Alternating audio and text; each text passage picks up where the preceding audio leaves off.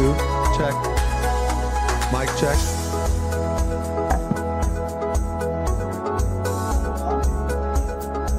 Mic check, check. Can you guys hear me? You can hear me, right? I can't hear me. All right, guys, we're gonna start soon. For those of you at the back, come and join us. Hello. For those of you outside, please come and take a seat. We'll be starting in a few minutes.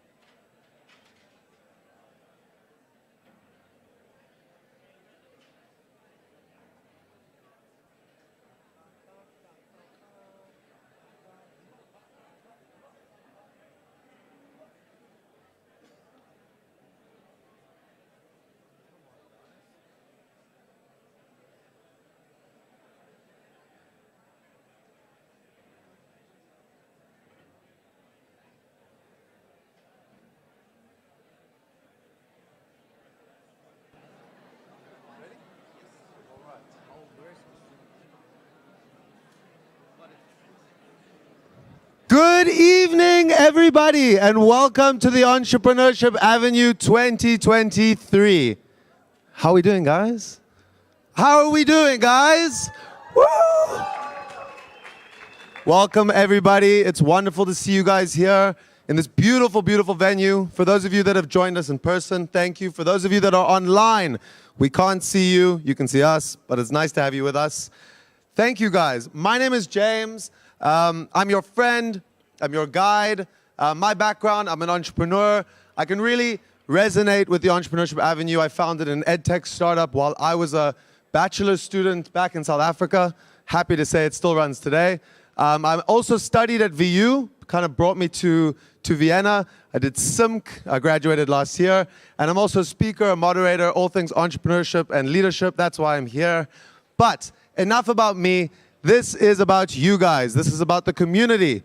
Tonight is the Entrepreneurship Avenue Kickoff 2023, and we are celebrating the 10th anniversary. Give a round of applause for 10 years of the Entrepreneurship Avenue, guys. Woo! You see, the Entrepreneurship Avenue is about giving you guys a chance to explore. We want you to explore. We want you to create. We want you to innovate. Ultimately, the Entrepreneurship Avenue is about giving students, like many of you, a place to try out entrepreneurship without any worries, right? This is a safe space where you can really give it your all. You can give it a try. This year, it's all about getting inspired. We want you to be inspired to create an impact, right? We know this crazy world of capitalism and business. We want to change that. We want to make this more about impact. Good businesses that make a difference. We have some examples of stories of impact from the Entrepreneurship Avenue, right? I don't know if you've ever heard about Refurbed. Who's ever heard about Refurbed? Anyone's ever bought a phone on Refurbed? I bought a phone on Refurbed. Well done, guys, right? Refurbed, you can buy used phones, so less phones, better for the environment. Nice.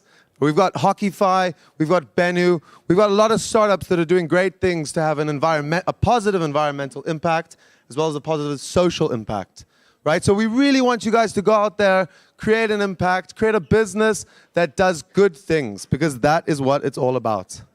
Tonight we have an awesome agenda ahead of us. We're going to be hearing soon from Rudolph. Then we'll be listening to the EA alumni talk about their experiences. We also have Hubert Florl, a solopreneur artist.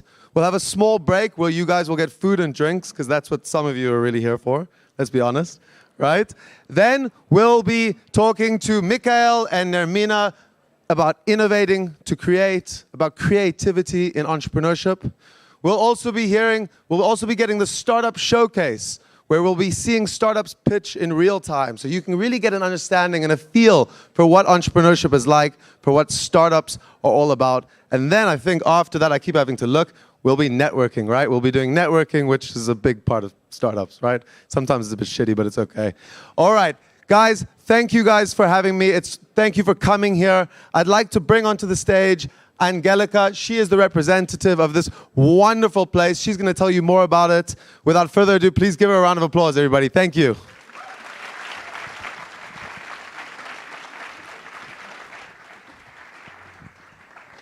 Hi, a very warm welcome to the Angewandte. We are here in a fairly new part of the university, which opened in 2018, and it's one of 9 expositors of the Angewandte. Another one is the beautiful so-called Kassenhalle down there at the Otto Wagner Postsparkasse, next to the main building just over there at Oskar Kokoschka Platz. Why am I telling you this? I'm telling you this in order to give you an idea or a glimpse of how big and diverse the Angewandte actually is. Besides classical studies, which aren't classical at all, which you will see later in the panel discussion, when one of our alumni who studied fine arts will tell about her startup. We are having new study programs like cross-disciplinary strategies, which provides the opportunity to work on current societal challenges, linking the approaches and methodologies of art, the humanities, and social and natural sciences. The Angewandte is a place of critical thinking, for dialogue and initiatives of change. So if you, as future entrepreneurs, would like to change the world, it's advised to have a look what's going on here.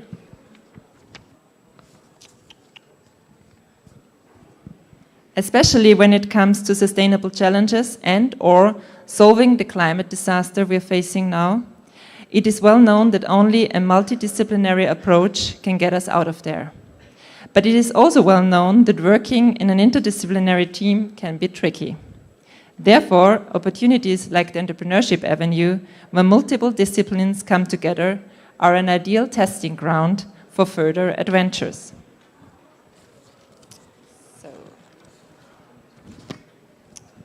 So I'm curious about tonight's Kickoff program and hope you're not only having a good time, but also coming back to one of our in-house events, like the Angewandte Festival, which takes place from June 27th to June 30th. You're very warm welcome. Thank you.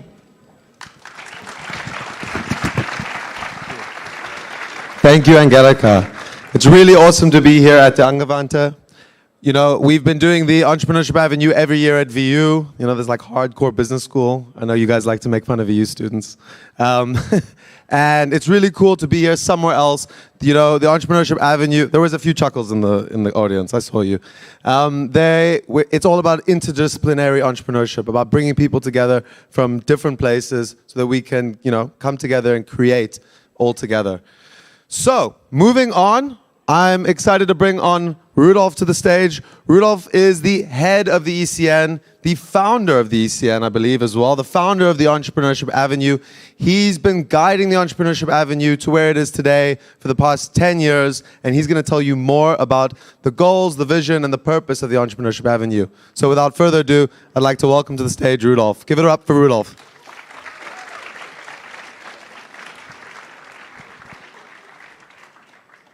Thank you so much, James. Good evening. How are you today? Yeah? Getting better. How are you today?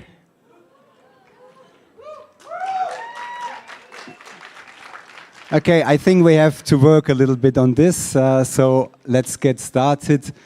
I decided not to give you an overview of the bright and colorful history of the Entrepreneurship Avenue, because today is not about looking back, but it's rather about looking into the future. So I'd like to introduce you to three of the main pillars and the basics of the Entrepreneurship Avenue. And I'm going to start with the first pillar, problems. Or like in the entrepreneurship context, we would rather refer to problems as opportunities, because this is what entrepreneurship is all about. A number of definitions of entrepreneurship, in a sense like the Danish Foundation of Entrepreneurship and Young Enterprise, they say entrepreneurship is when you act upon opportunities and turn them into value for others. And that value can be really broad. It's not just in monetary terms, but it's also in terms of cultural or social value. And just like James mentioned before, we would like to invite you to think in terms of creating impact to the society when working on an idea.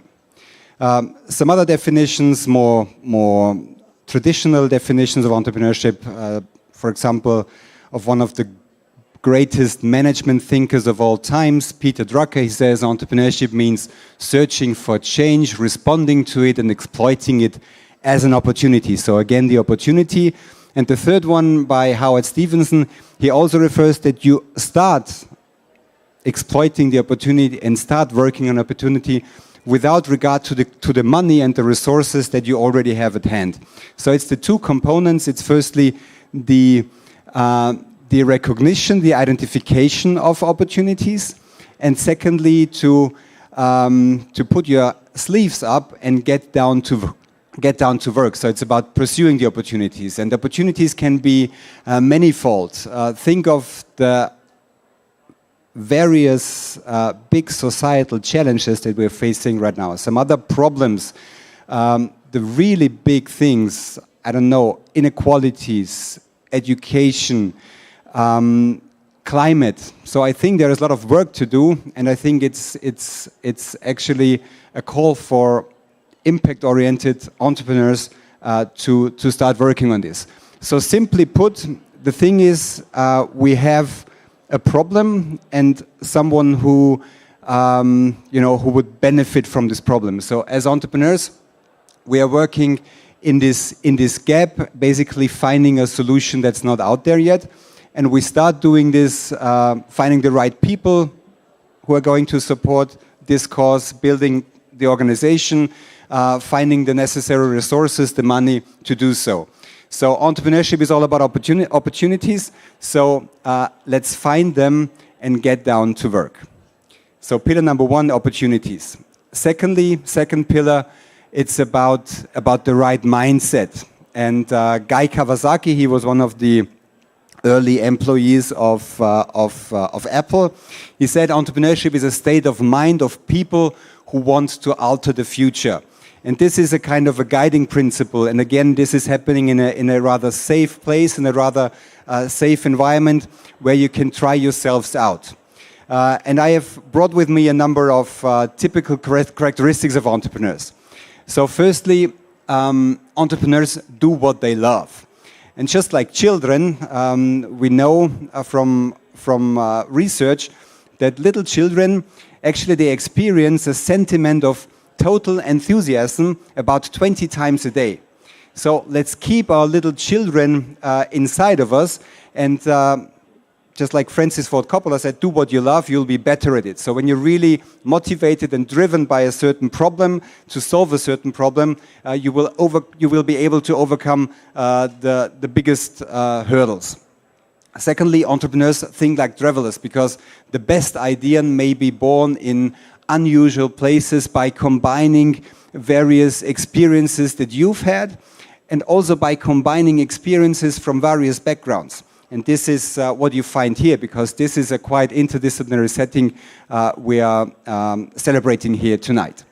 Thirdly, entrepreneurs are adaptive. I know that's a rather long quote. To cut the long story short, many startups started with a completely different idea in the backs of their minds, a different kind of product, different kinds of customers they wanted to address, but they found out that the original idea did not turn out successfully. So they adapted and they changed it flexibly and eventually became successful. So be open and responsive to feedback you will also receive during your journey at the Entrepreneurship Avenue. Number 4, entrepreneurs are persistent. They show some kind of resilience. And a quote by Thomas Alva Edison, he said, "I've never failed. I've just found 10,000 ways that do not work." But among the 10,000 ways that did not work, maybe some of them did work, and eventually he succeeded. And lastly, this is not just about talking about entrepreneurship. This is about actually doing something and getting started somewhere, because every pro was once an amateur, every expert was once a beginner. So it's up to you to dream big, to dream impactful, and get going and get started. So number 1, it's about opportunities. Number 2, it's about the mindset. And number 3, it's about people. It's about you, and it's about a diverse network. And this is where entrepreneurship provides a platform of opportunities for you to find the right people, to work on ideas, to find solutions. So I'm really happy to say that we've had way more than 800 registrations for tonight's Entrepreneurship Avenue Kickoff. And among the more than 800 registrations, we found that the people that registered for tonight's kickoff, some of you here, some of you joining us online, are representing 76 different universities from all over the world. So I think this is quite really good. And also representing 66 different nationalities. So this is a really diverse and fruitful background. And having the opportunity to work in an interdisciplinary setting is really rewarding, but it can be strenuous sometimes, particularly in the beginning, because we may have some stereotypes in the backs of our mind how other people are approaching things and having some prejudices. And some years ago, we did a little survey among students in Vienna, business students, tech students, and students of life sciences and natural resources. So basically students representing WU, students representing TU, and students representing the BOKU. And we asked them, you know, what do you think of your colleagues coming from the other universities? What comes to your mind when you think of someone from WU, from TU and BOKU? And I'm going to show you some quotes, and you may guess who thinks about which university that way. So let's get started. The first quote is, they are playful, they're curious, energetic, but slightly psychotic. So what do you think, who said that about whom? Any guesses? Which people are highly energetic but slightly psychotic? Tech about business? Yes. Okay, let's check. No, it's life sciences about the tech guys. Number two, analytical, good understanding of numbers. Who's that? Who are we talking about? TU about WU? Well, the other way around. Number three, that's a pretty long one. So we're talking about 80% Arschkriecher who are forced to attend this university by society or even their own parents to climb their career ladder in a corporate company. 20% are really interested in things like this. So who are we talking about? That's a big laugh right now, right? So we're talking about WU, and who thinks about WU that way? Right. So apparently they know who their colleagues are. Good looking and know how to sell things no one actually needs. Special skills in networking. We're talking about whom? FH Burgenland, okay. That's a new one, thank you. So they're mostly business students as well. So this is BOKU about WU. Weed smoking hippies.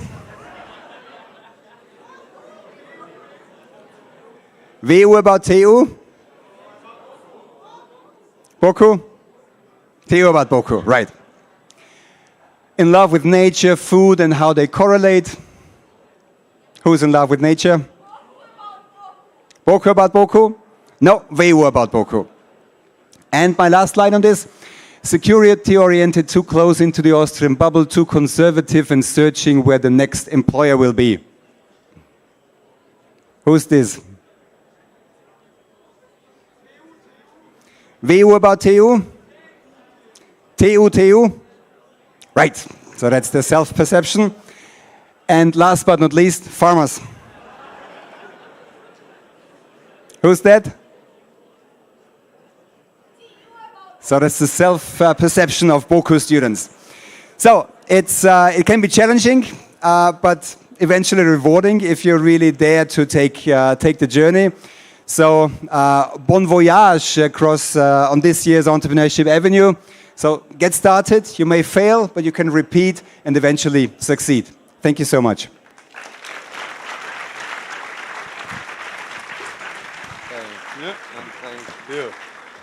You see, I told you people like to make fun of VU students, including VU students. Fantastic. So we have our speakers ready. Our speakers are in the crowd. I now understand that.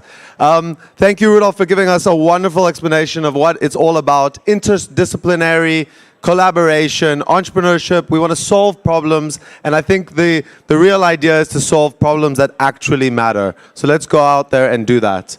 We'll now be hearing from a bunch of ex-EA participants. Bring those chairs onto the stage. I'm really excited to have all people that I've been lucky enough to engage with at some point in my days.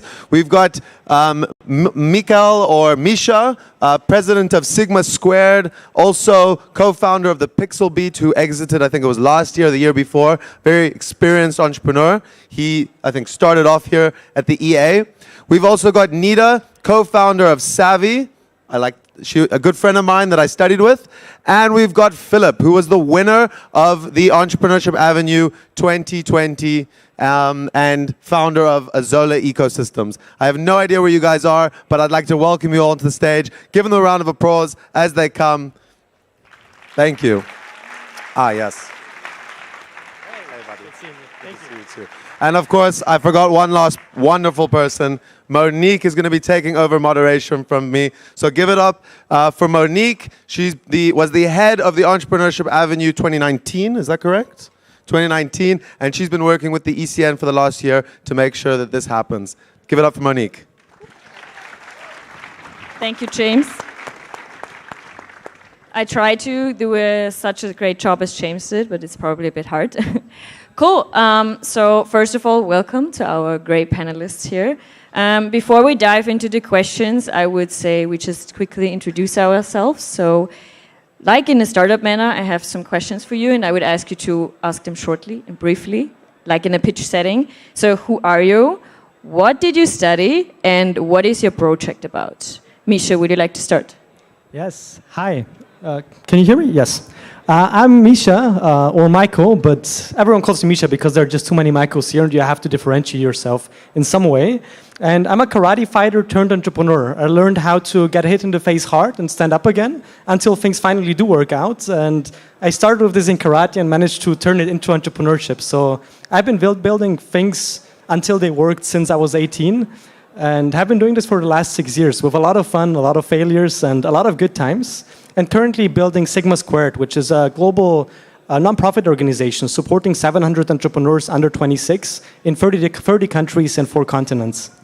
You can definitely see that you said this pitch several times, right? 1 or 2. Nice. Nida, what's about you? Hi, everyone. So I'm Nida, a co-founder and CEO of Savvy. I studied the SIMC Master Strategy, Innovation, and Management Control at BU. And Savvy is a financial literacy app for children and teenagers where they can actually learn financial concepts and practice within the app so they are ready for adulthood when it hits them in the face. Nice. And last but not least, welcome in your home base, Philip. Hi, I'm Philip, and I'm the founder and designer of Solar Ecosystems. I studied here at the University of Applied Arts, Industrial Design, and I always focused on urban food production. So my startup is basically providing small-scale ecosystems, aquaponic ecosystems for restaurants so that they can grow vegetables and herbs and fish within the restaurants. Nice. I would say we give a round of applause to our panelists.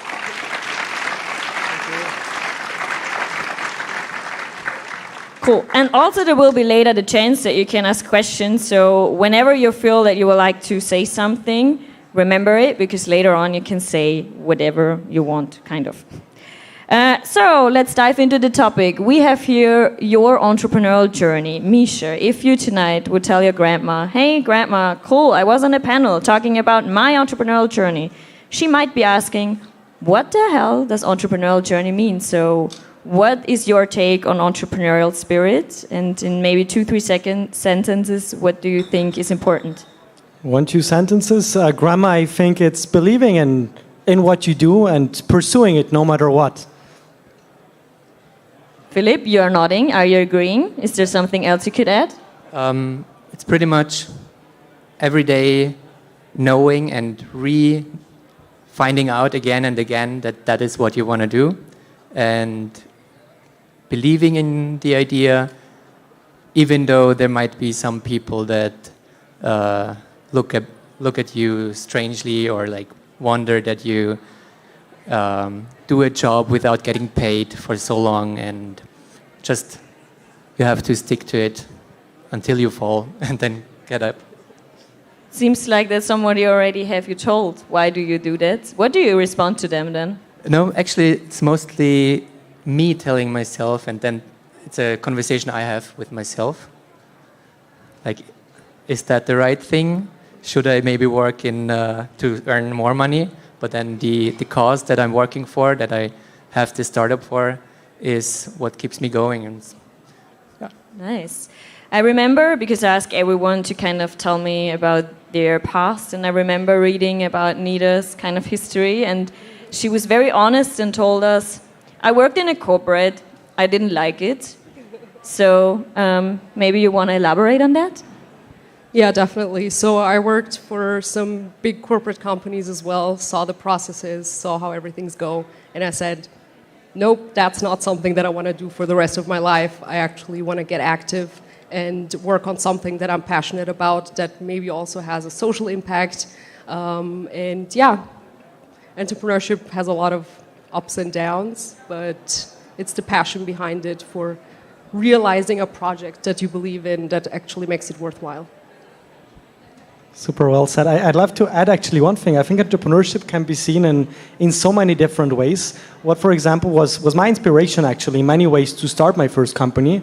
But I originally come from a family where 2 of the last 3 generations had to flee their countries, start from a complete zero, and didn't have anything. And I think that when you see what is possible and you see what you want to do in the future, even if it looks crazy, like just pursue it, just go for it, be ready to go for a failure. And having seen this in so many different ways, from people that have fled their countries, from people that have started from zero, for me it was very logical to do the same. And I think the closest you get to fleeing or starting from complete zero and building something up is entrepreneurship. And it is believing in something that you want to build and something that often looks crazy as well.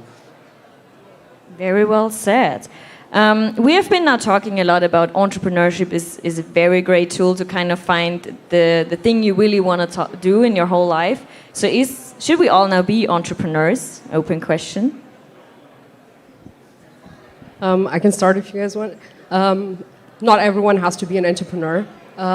You can be actually active, you can help out another startup grow that you believe in. And yeah, it's a very big startup ecosystem out there. We need players in all fields. We need people who support startups when they're starting, that consult them. We need investors on the other side to fund them. So yeah, it's a very big ecosystem and we need players in all fields. So no, not everyone has to become an entrepreneur. Philip, what's your take on that, coming from a very different background? I think as soon as you have an idea that you would love to be out there and be a product or a service or change society, and no one else is already working in this direction, then you're the only one who has the chance to work towards that goal. And so lost it. It's fine. I think it was a great sentence. Yeah. Maybe because I remember when we were talking backstage right now, I was asking everyone, when did you realize you would like to be an entrepreneur? And Misha, you had a great story when you were traveling a lot. Maybe you want to share it with the audience. When I was traveling, which one do you mean? When you were very eager in your sport. Yes, about doing karate and how I got into entrepreneurship, more or less. So the question was how we got into entrepreneurship, right? Yes. Yeah, so for me it's actually as a child, my dream was always to first be an inventor and basically build things. I tried to build whatever it is, a little airplane with wood, but it never worked and I'm also not that technical. So then I said management would be cool because I was playing Football Manager and I was watching a lot of wrestling, WWE, you might remember. And I said what would be cool, and there's so much competition, is being a wrestling manager, managing different wrestlers. And then at some point I said, I'll be an entrepreneur. But until I was 18, I met one entrepreneur in my life. He came to our school, had a talk. He was around 50, 55. And I came back for the next 2 weeks, was just talking about how I met the god of life, an entrepreneur, someone who's building things. And I was so impressed, but I haven't seen this. So having seen him, I was sure you'll need 10 years of experience to start something. But when I was 18, I read this book of Richard Branson, who started building ventures since the age of 16, built 300 different companies. And it was really this book that actually showed me, oh, fuck, you can do it when you're young. It's no problem if you fail. He also failed. So that's when I started my first journey, which was full of failures, but also full of learnings, and kicked off my beginning in building a social network connecting students based on their interests, which, by the way, is an idea that every second student has tried to found at some point. But that's how it started. I think you mentioned now a very interesting point, failure. So probably some are wondering, what am I going to do if it fails? Are you thinking about that sometime? Yes, and I honestly think that I thought about it, especially at the beginning. I mean, you start something, everyone looks at you, everyone says it's probably not going to work out, and there's a high chance of it actually not working out. And it didn't work out for me the first time. But what I realized after that is that with this experience, it was so much easier to get a job because you get really interesting when you started building and when you're kind of an initiator who's trying things. And now when I look to hire people, I'm looking for exactly these kind of things. So what I noticed is this insecurity of life actually gave me much more security. But I didn't want to work afterwards, so I just kept building things and saw how much quicker I was learning by doing and by iterating all the time. So yeah, I do think about failure, but I think it's way better than people see it from the outside. Any other opinions on that? Nida? I mean, I totally agree. Like, you have to also go through failure to have the experience. You learn a lot along the journey. Even if you fail, it's not going to be in vain. You're still going to learn a lot about different things, about how you can manage a project, how you can set up a product. And when you try it for the second time, you're going to have already that know-how and you're going to do it better. So yeah, just try. And if you fail, who cares? Just get up and try again. That's also something I wish I would have done before starting this company now. If I just would have tried a not emotionally so connected topic, just forming a company, just trying, like getting to know all the processes that there are, all the obstacles, and then just crash it or fail the company, just to wait for the moment until the right company, the right idea comes up. Because now I believe that's the right idea that I working for. But of course, this can also fail. I'm trying to convince others that it's the right thing. I'm trying to convince others to go in similar directions, as my idea is only a part of the entire way. But yeah, of course it can fail, and if it fails, I have many other interests in the pipeline. And just adding one thing, 100% agree with all said. And I think actually everyone fails, and every entrepreneur fails as well on their journey. Some people just decide to talk about it, some don't. I'm playing here now a bit of the bad cop because we say, okay, just try it, do it, and if you fail, you learn a lot. We have probably many students here. The pressure is quite high. You're studying, you would like to graduate. Maybe you're also thinking about the future. So you all started or worked on a project during your study. How did you align studying, having a life, working on an idea where you have no idea how it turns out, telling your parents, yes, I will end up someday earning money by myself? Nida is smiling. I was smiling because I didn't know the answer, but It's a tough one. no, but I mean, for me, in general, the journey began because I just randomly signed up to the Entrepreneurship Avenue. We, with my team, we didn't even have like the idea figured out yet. And we were like, you know what, we're just going to try. We're going to work on it through this whole process. And yeah, we're just going to participate and see if we can validate our idea somehow. And yeah, it's all about passion. If you really believe in the product or the thing that you want to do, and for us in Savvy, it has a big social impact, and it's about empowering people with financial literacy. You focus more on the impact that you can have rather than the shortcomings that you face right now. And yeah, with the studies, if you, for instance, do the Simp Master, it goes along very well. And yeah, because we have like garage courses and everything. Yeah, and other than that, just try to stay active in the startup ecosystem. You can start to get a job there and see how it goes. So in other words, you said you had a very supporting ecosystem also at the university, but also here in the startup ecosystem generally. What is your perspective on that, Philip? On the startup ecosystem? And the support you get and the feedback? Yeah, I think I had moments where I really felt overwhelmed because there is so much offered.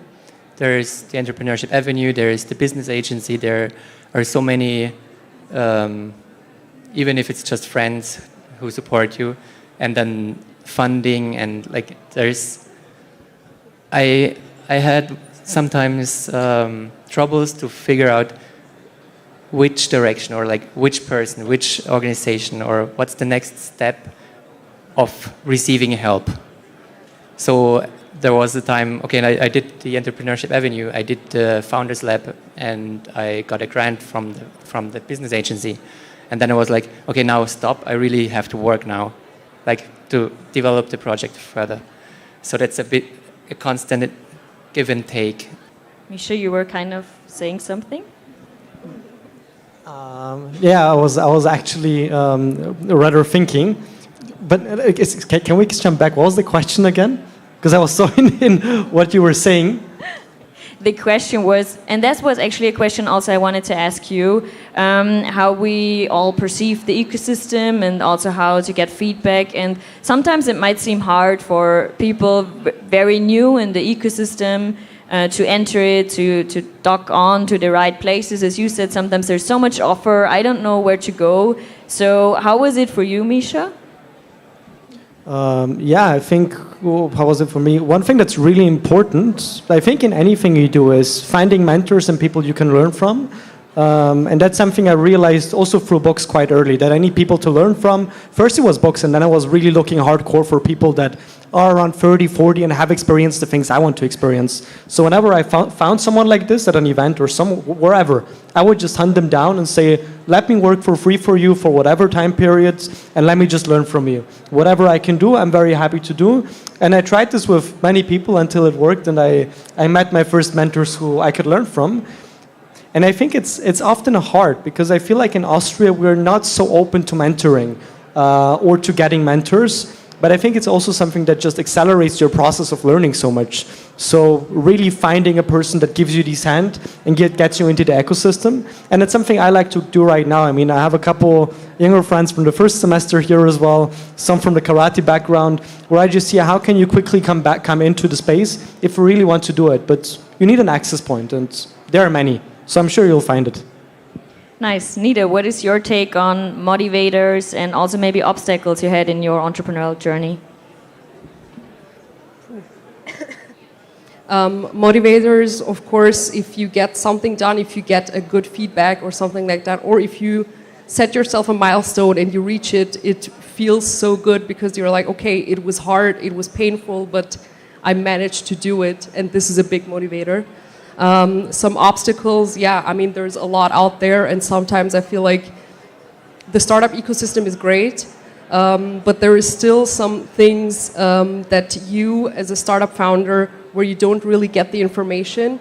Let's say the whole investing scene, how to get funding, how to get financing and everything. So my approach was basically, I started working for the Austrian Angel Investors Association, and yeah, where I work as a startup manager, to actually get to see, okay, how would I even go about financing and funding? And yeah, trying to get into the scene from the investor's perspective and not just from the startup perspective. That's actually a super cool point. So I think what was an accelerator for me as well was actually the Entrepreneurship Avenue in many ways as well. Because this is a place where you get to meet so many others who are really hyped about building things and want to start. And creating this little ecosystem of doers and builders very early on, like you can do it here, is really valuable. And I was actually inspired somehow by the Avenue as well. In 2019, I wanted to start an organization for young founders where they can get together while they study and build products, build things together, fail, learn from each other, and also get mentors in. Because the moment you have a mass of people like this, you very easily can get interesting mentors and people in who you can learn from. Which is, by the way, a little marketing stunt I have to do, but the organization I wanted to found back then in 2019, and I couldn't do it because of COVID and the company we started afterwards, it was now finally started by a couple students, and I think here's a good way to build products. And Luca and Lucy are somewhere here in the back. They're doing something that's called Mosaic, which is exactly about building products as well. So a student organization focused on building products, and I think doing things early on while you study, that is kind of the key. And from there, once you have the network, you start, you build, and like Nida said, there are many points. There's the Avenue, which is the greatest beginning, I believe. Mosaic, if you want to stay in the space and build products and learn how to build products. The Aya, if you want to work on an investor side and look how to connect. And much more. Just start. Nice. It was actually a very great ending, also in terms of turning to the audience. Are there any questions? We will have James running around handing you a microphone, so just hands up if you have a question. Otherwise, I have tons of questions left. But I think there is already someone replacing me. Are we on? Yeah. Hi, thank you so much for the talk. First of all, I want to say something about the startup ecosystem because I'm from China. So I'm aware that we do not have such a mature startup ecosystem. So I'm very grateful for such an opportunity to learn from you guys. And I just suggest people don't take it for granted and make use of it. And then my question is for the Sigma Squared, I want to ask why 26? Good question. I think, especially for founders in their 20s, early 20s, it's very different problems you have compared to founders at 28, 30, because normally once you're 30, you already have led teams. But founders in their 20s, it's quite a funny situation because you believe in big ideas and you also have to hire employees, but you've never led a team. Many of our founders haven't even worked for a company yet. So it's very different problems that they have. And it's basically this group where these very underrepresented young entrepreneurs get together on a global level. So that's kind of it. And I think once you turn 26, there are many other organizations, such as Forbes, Global Shapers, etc., where you connect and where you get support from the ecosystem. So, Thank you. welcome. More questions. Over there. Ah, On my way. James is doing some exercise now. Dear speakers and panelists and presenters, so my question is regarding money. As entrepreneurs, can you please share, because I think Nita mentioned financial literacy, right? So it's very important. So can you please share in terms of like how do you approach angel investors who were the first investors into your startups, who were there behind you, helping you with figuring out numbers, taxes, what you can declare, what you cannot. And of course, if there's like any major agencies like Vienna Business Agency or maybe certain banks like former SVB exists in Europe that you can approach to. So basically resources, you know, because you speak a lot of in general terms, but for those the ones facing the actual roadblocks ahead, the journey. So, and as honest as possible. Thank you. Yeah, so in general, first of all, in Austria, there's a really great public grants and funding pool out there. So before you approach angel investors, I would try to apply to as many as apply to your startup. And then once you have your proof of concept, once you have a prototype and you have some traction, then I would approach angel investors. I mean, there is like some organizations that have like deal flow processes. Also within the IEA, we have that where you can apply with your startup and you can get connected with business angels. And if they're interested in your startup, they can reach out to you. So yeah, in the beginning, I would try to utilize the grants as much as possible and then go for angel investors. Totally agree with Nida. I think we focus way too often, way too early on investors, which is not good for us as entrepreneurs and also not good for the angels. And there are many ways to get support in Austria. But one thing that you should definitely check, it's one of the places where I learned most. You might have heard of Y Combinator. It's probably the greatest startup incubator on earth, where 200 startups a year get in and companies get in very early, like Airbnb, Dropbox, Stripe, who have become multi-billion-dollar businesses. But you have online, the startupschool.org. It's their nonprofit arm, where you basically get to learn from the best founders in the world for free. And it's a 6-week curriculum, Y Combinator, or startupschool.org, the greatest place you'll find in this time. And adding one more thing on the finance side, because I think that's a really important topic for young entrepreneurs. And I read a great story a couple days ago of Derek Sivers. He's an entrepreneur and multimillionaire and has built and sold companies. And he was asked, Derek, how did you become so rich? And what was the key turning point? And then he said, I remember it exactly. It was 25 years ago. I was 20 years old. And what I did when I was 20 is I started working at a minimum salary pay job where I got 1,800 a month. I worked there for 2 years. I didn't go out any time for food. I never used a taxi. I always cooked, barely spent any money. After 2 years, I had 12,000 on my bank account. That was the point where I could start living with only 1,000 per month, do my hobby as a musician, and actually live and be financially free. And then he said, wait, but you sold your company for millions. Wasn't that what changed it? He was, no, nothing changed. The balance on my bank account was higher than before, but nothing changed. I was free when I turned 22 and I got to this point. And I think very often I see young founders who say, I need to spend so much, or why you start being a founder? Often for people, it's I just want to spend more money early. But that shouldn't be the motivation. As a founder, it's normally best to actually lower your expenses until things actually start working out. But if you have a quick monetary incentive, it's quite hard. And it's actually not that fun then. I'm just looking to James before we'll ask my last question. We've still got time. Still got time? Nice. Is there any questions still from the audience? More questions? There we go, my guy. So first of all, thank you for the talk. And you said you sold your company. How exactly did you get to find someone who bought your company, and how did you plan your exit? And how did I what? How did you plan your exit, and how did you get to know, or how did you get in contact with someone who bought your company? Yeah, I mean, the first thing that we actually sold that was back in 2020, where what we did is we built a contact tracing app for COVID, which was a really interesting journey. We ended up selling the technology to the Georgian government, or licensing it. We got about 150,000 downloads in the first 24 hours. It was all over the country, and a really interesting experience. In that case, it was really us building a product that was very needed, and them reaching out to us.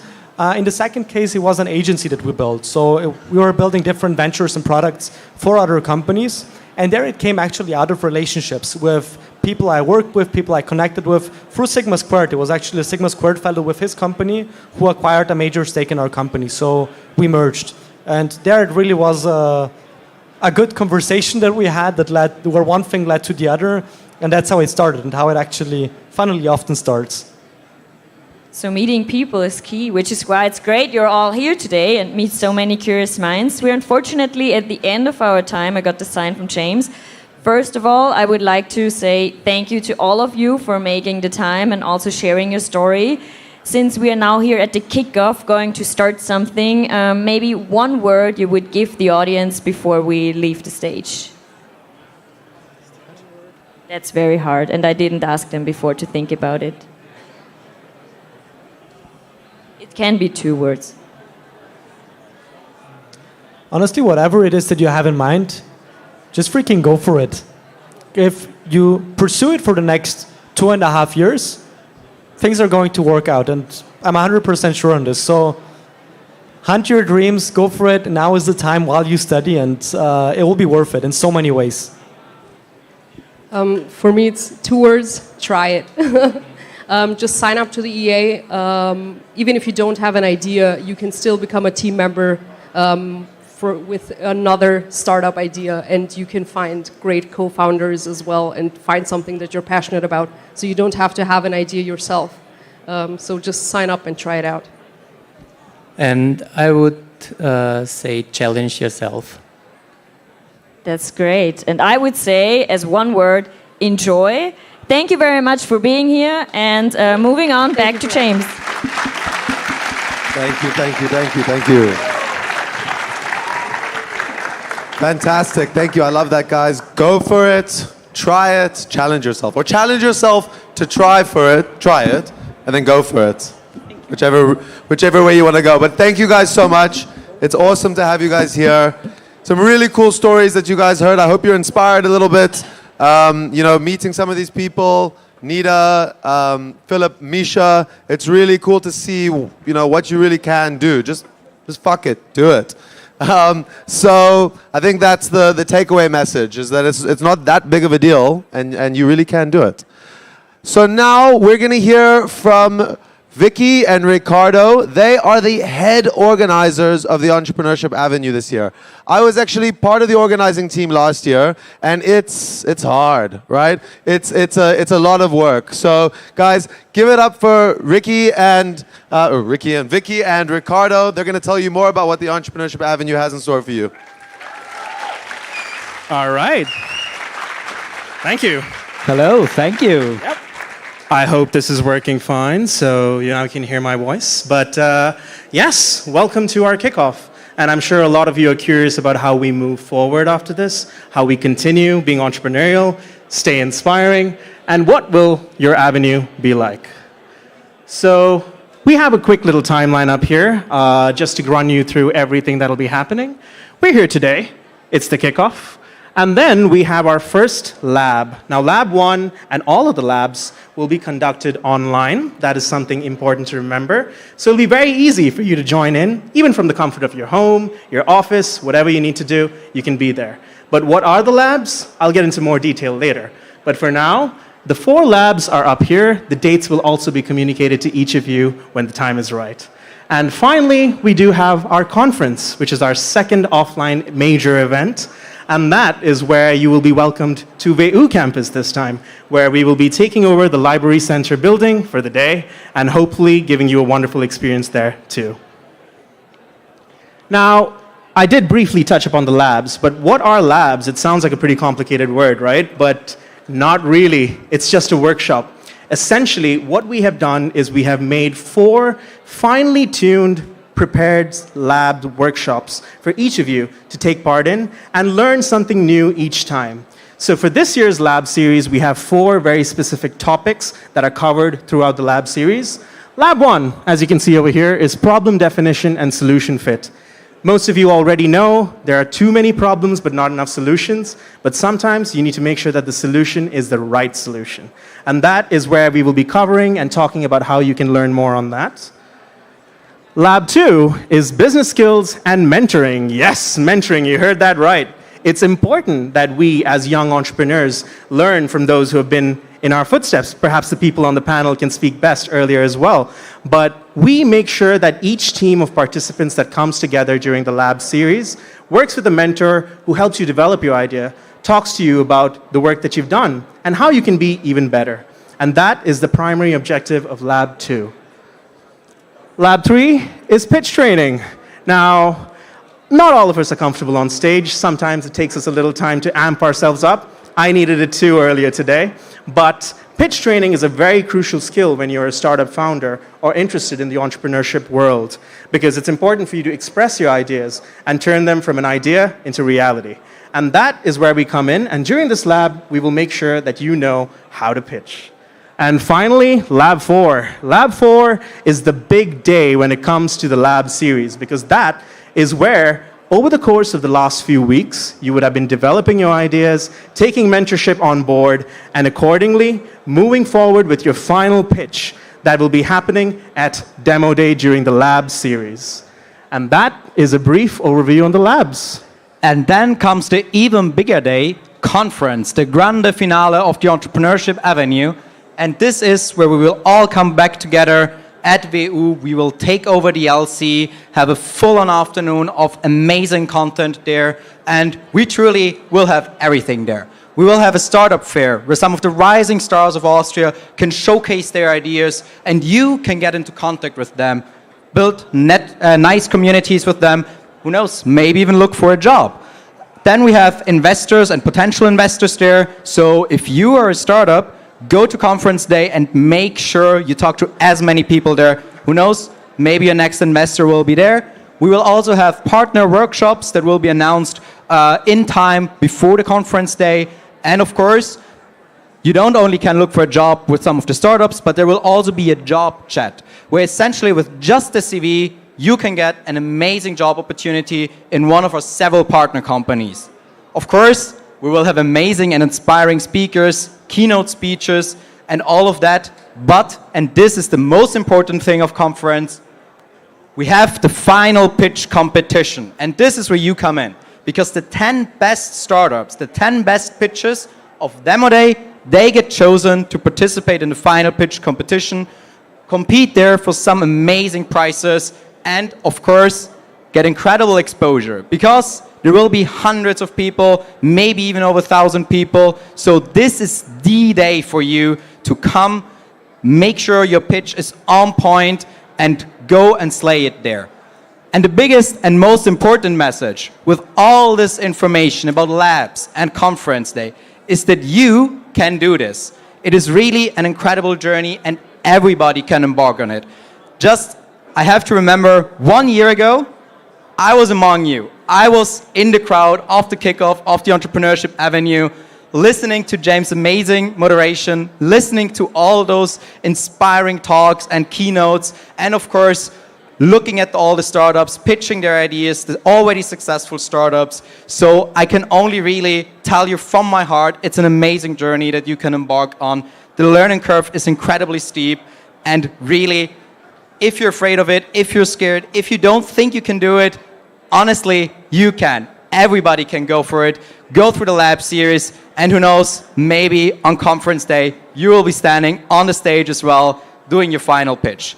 So I can only tell you, sign up now for the lab series, scan the QR code. You can find it also on Eventbrite. So this is your opportunity to start on an absolutely amazing journey and go on a ride with all of us together. Okay. Yep. So we'll be sharing this information with you as well. So even if you didn't scan just yet, don't worry. We got you covered there.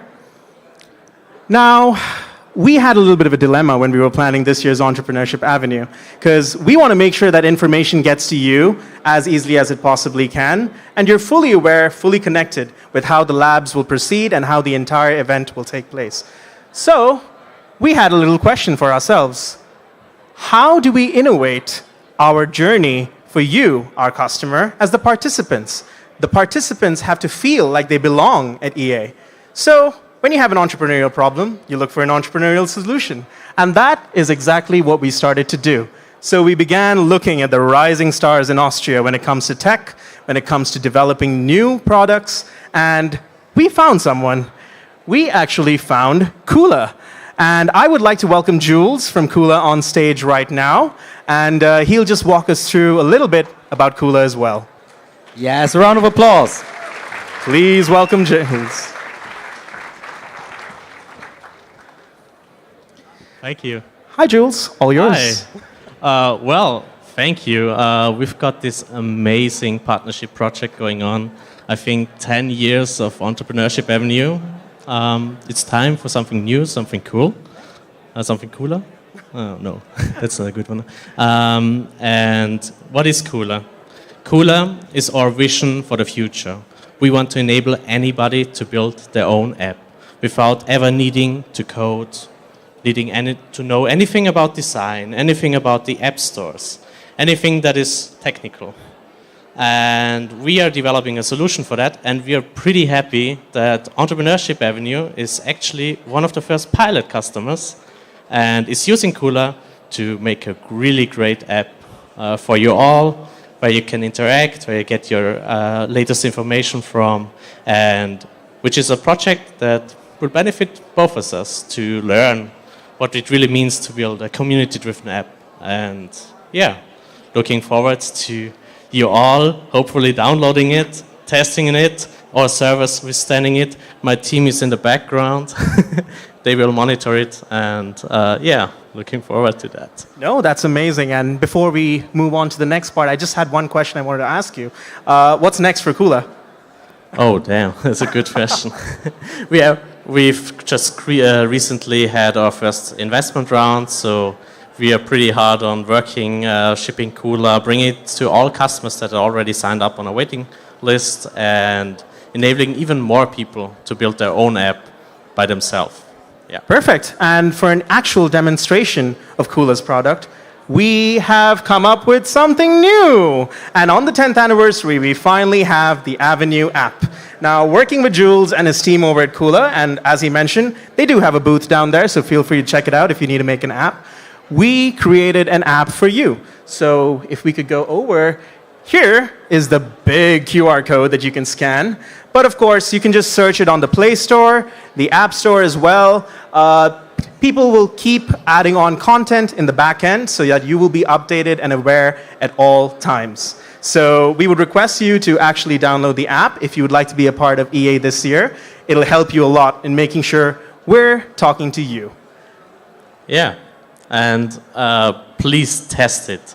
Tell us what's working, what's not working, how we can improve it for next year. That's very important to us and to the Avenue as well.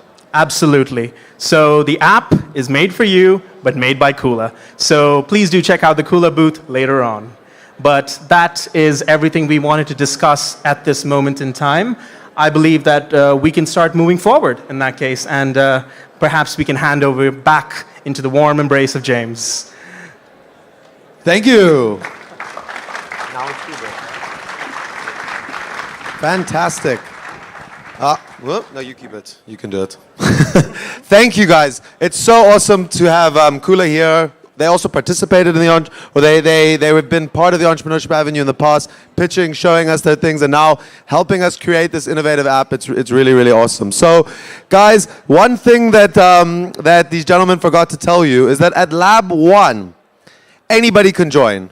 And what that means is that you don't have to have an idea, neither do you have to have a team. I want to repeat that. You don't have to have an idea, right? Or you don't have to have a team. So you can have an idea and no team, or you can want to be part of a team. You can join Lab 1, and at Lab 1 there will also be matching. I hope this is true, because if it's not, it's going to happen now. But no, jokes aside. So what that means is that you don't have to be a complete team and ready to, kickstart some idea with everything sorted. You can come to Lab 1, you can listen to people's ideas during the matchmaking session, you can tell them, what you're all about, and it gives you an opportunity to come together. Some of the teams that made it to the finals in the previous years were formed that way. So it's a really, really awesome opportunity to get to know other people, to join other ideas, etc., etc. Cool. So now we have one last speaker before the break. We're going to be hearing from Hubert Floral. He is a renowned artist with a deep understanding of entrepreneurship in arts, and he's going to be telling us about his journey as a solopreneur. So I'd like to welcome onto the stage, everyone, give him a round of applause, Hubert. Thank you. Thank you, James. Hello to everybody. I was a little bit surprised because I didn't expect to speak in English. In German, it would be nicer and easier for me. But Julia Steiner, one of the team here, visited me in Wilchenau in my studio, and she meant it would be interesting, a sculpture to speak over 35 years of a freelance artist. I studied in Vienna 1987, I finished, and had a scholarship in Egypt, where I have been 6 months, and after this I started as a freelance artist, straight away from the Schillerplatz here in Vienna, by Ferdinand Welz, and I finished with Ferdinand Welz and with Franz Xaver Oelsand. Very known sculptors in Austria and very good professors for me, because they helped me a lot to come through and going forward. After my studying, I thought to myself, what now? I lose the atelier in the Schillerplatz, I had no money. How can it go forward? At the picture, you see a relief done for a private person, 2.50 meters long and 1.85 centimeters high. I didn't believe that I get so huge commissions. Now it's over 70 pieces, like 2 meters and more, which I could do. And I had been very lucky to get all these commissioners for me. But it was a long way. A long way, therefore, because the pouring costs of bronze are amazing. The costs of such a relief only for the factory belongs 35,000 euros. No negative form, nothing else. So the people must trust you and give you the possibilities to show your stuff, to work on your stuff, and to work your ideas. James said you need a team. I have no team, but I have to be on the way, invite people, invite Lions Club, invite Round Table or something else. So I can tell you, be busy, go your way and try to get much people who collect art. The problem is if you don't have a gallery, you must do it for yourself, but you must not spend so much money for the galleries. Gallery started from your price, from your amount. He took 30% till 50%, which is a lot of money, what you must not spend when you have a nice atelier and when you work for alone and be busy, go away and start on. So I started on with an atelier near the Westbahnhof in Vienna and had a good possibility to improve myself because I started with a commission 2 small statues 40 centimeters high. And I went to the bank where I get, as a student, my money. And I said, I have been too shy to ask for money. I get the 2 sculptures in bronze, and it costs around 50,000 shillings. And I need 30,000 shillings for the pouring costs. And I asked for them to get some money at the bank, and they said, no, we can't give you, you're a freelance artist, you're not sure and not safe for us. And I said, I finished my studying, I'm freelance. I don't have till now the money, and was too shy to ask the head of the Vienna Insurance Group, who ordered these 2 statues, for an account. And so I called a friend in Tyrol from my hometown, and I said, sorry, I sold 2 statues, but I can't pour it. And he said, I know you, and you will get 100,000 shillings if you need it. I needed 40,000 shillings so I could manage it. And that's a thing for you. Don't trust all the banks because they give you the money when you don't need it. A friend of mine said they bring it on a bad time to you.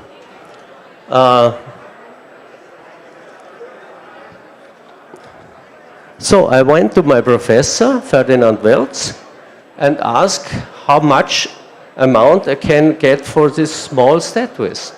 And he said, the first time when you sold something, takes the doubled price from the pouring costs. When you're known, takes a third price, and when you're famous, take a fourth price. So it was quite different for me. What's going on, how I can count, but he had completely right. I took the double price, I could live from it, and I could base a pouring factory. Here at the picture, you see one of my last sculptures, pouring in glass. Glass gives me now the possibility, a third material after plaster and bronze metal, which I do. A guy from Murano, Venezia, invited me to make a sculpture with him. This factory is 500 years old, and I thought I'd try it. I brought a plaster model to Murano, and they made this sculpture from it. And that's another way, which I will give you on a way. Make good photographs. It's very important to have books, to have photographs, and going forward, spend the money on a good material, then you can sell it. Then I started on 1988 for a huge commission in Munich. And so I had been very lucky to make a sculpture for a software house, 4.60 meters high. I didn't believe it. I was so lucky. It was Easter and Christmas together to come from Munich to my hometown Wörgl with 20,000 German mark in my pocket. I didn't believe it. And after this commission for Munich and Düsseldorf, I get a huge relief.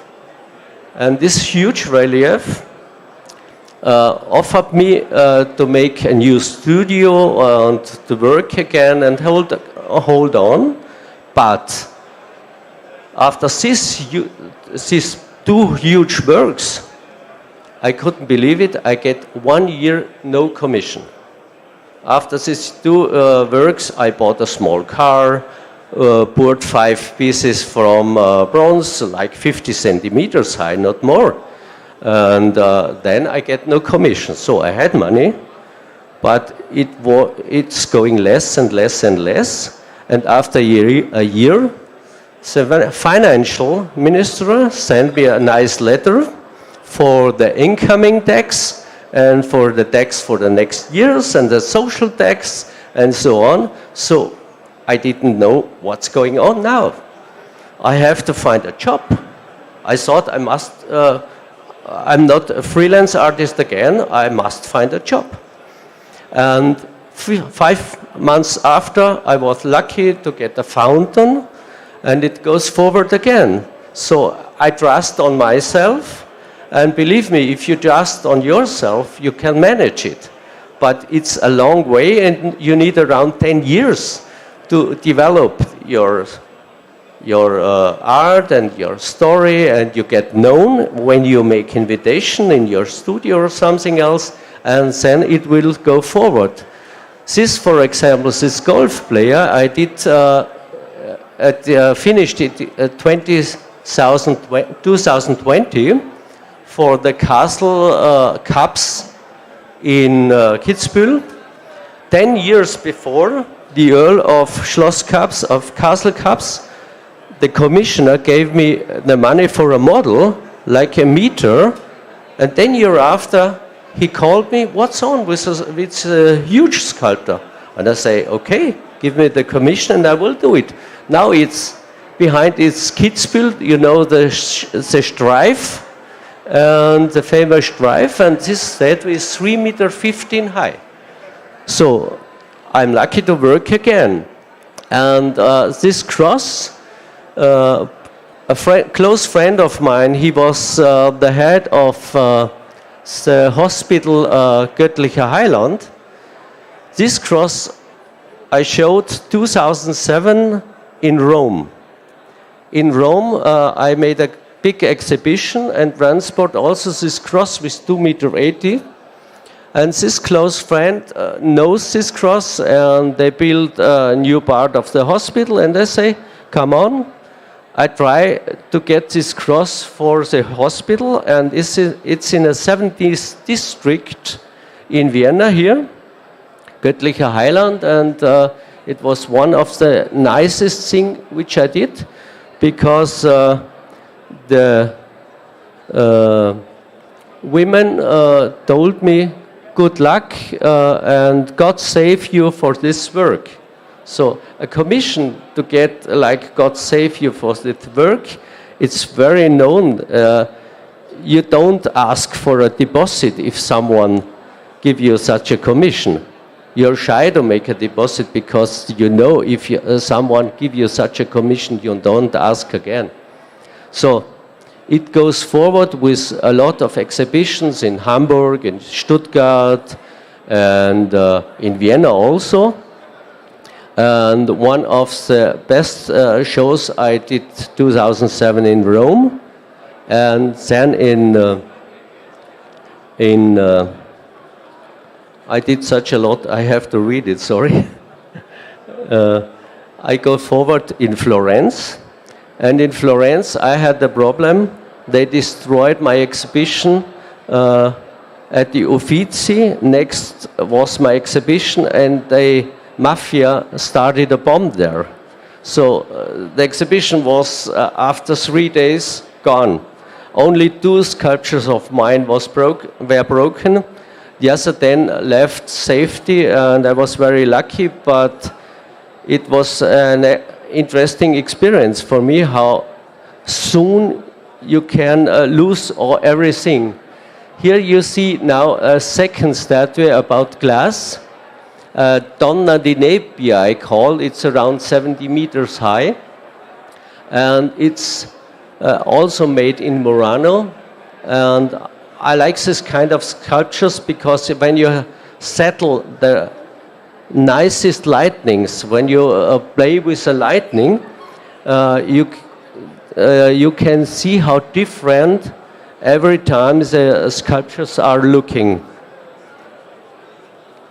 After all these things, I built 2000 a new studio in Wilchenau and keep this one in Wörgl and keep this one in Vienna and build a new one in Wilchenau. And Wilchenau I need because the statues are going higher and higher. And I get a nice commission from a software house, 4 statues. One was in marble stone 3 meters high. So you need a lot of space and you learn how to manage and handling the weight. This statue had 16 tons, but in the same place in Carrara where I bought this block for the 3 meter, there was left a huge block with 36 tons, 5 meters 30 high, and I was so stupid to buy it. I bought this block, brought in my new atelier with 2 crans, 100 tons each cran can hold, and it was quite funny. A commissioner said, I will buy it. I said, it costs 300,000 euros. He said, I will make it for international school, but they didn't build the international school. So the block as a finished sculpture is still there in my studio. So I think the money will earn my sons after I'm in a box when I'm dead. But we will see.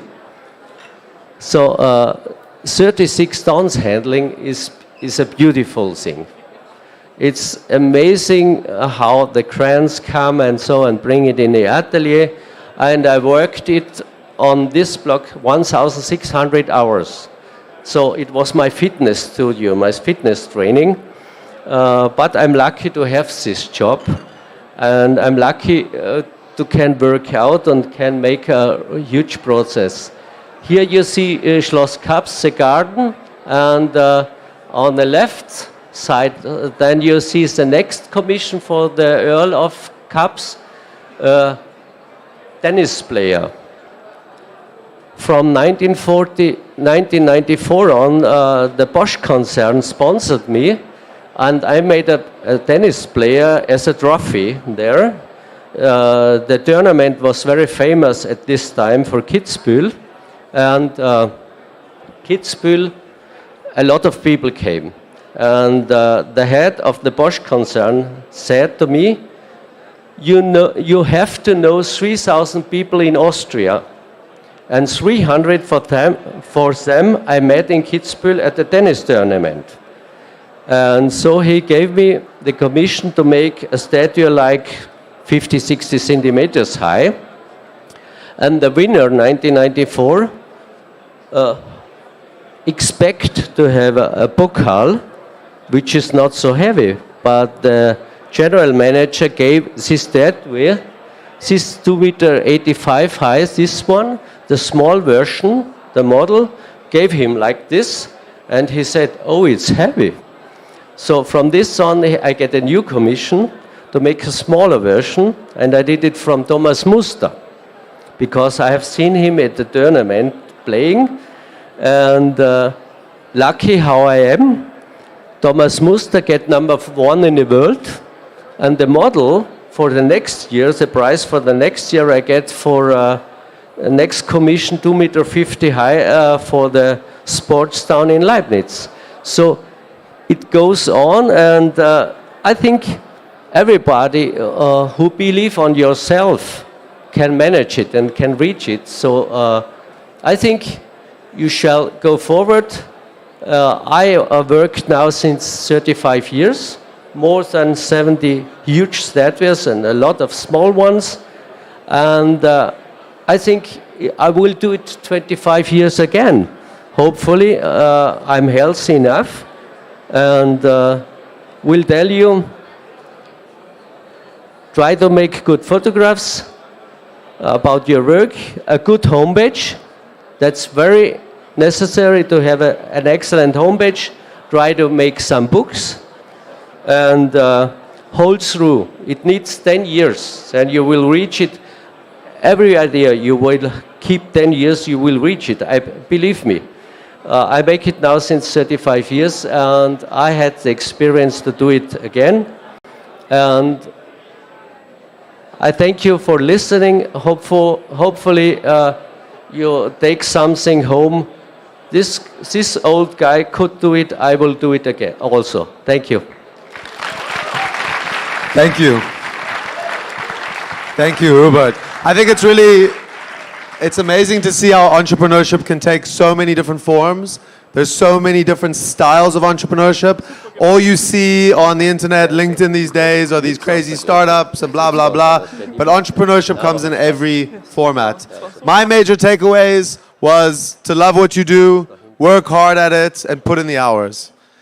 Guys, it's time for a break. Before you go, you're going to like this. On the back of your name tags is a QR code. It's a virtual goodie bag. You're a bunch of students. You love discounts. It's a whole bunch of discounts. So scan the QR code. Get your discounts. Guys, food and drinks at the back. We'll see you guys in 10 minutes. Thank you.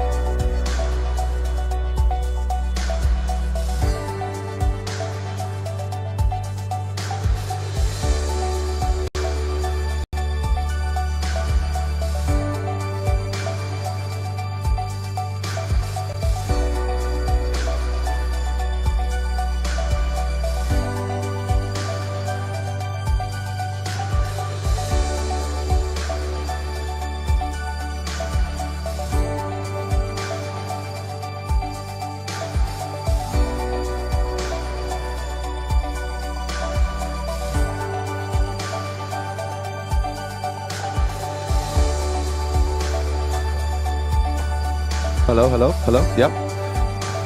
Can you hear me outside? Can you hear me outside? We're starting back in 2 minutes, guys. Please join us. We're going to be hearing from some really cool speakers. We're going to be having the pitching.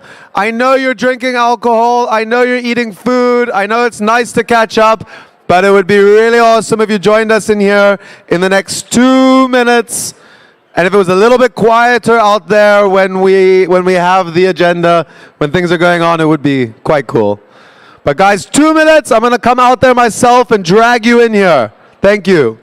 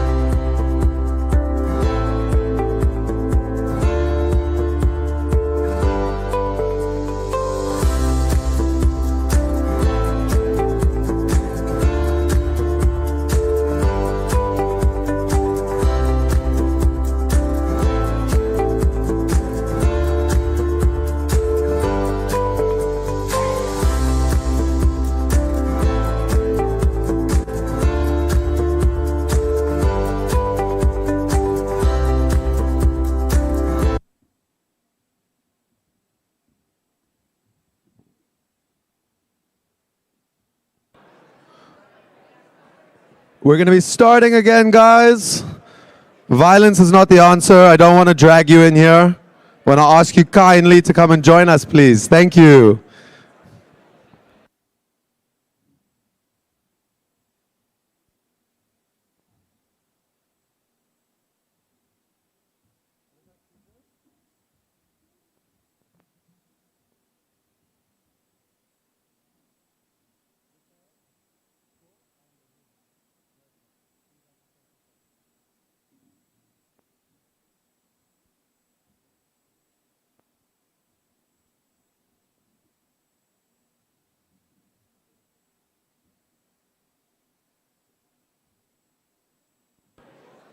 Keep coming inside. Keep coming inside. We're going to start in a moment.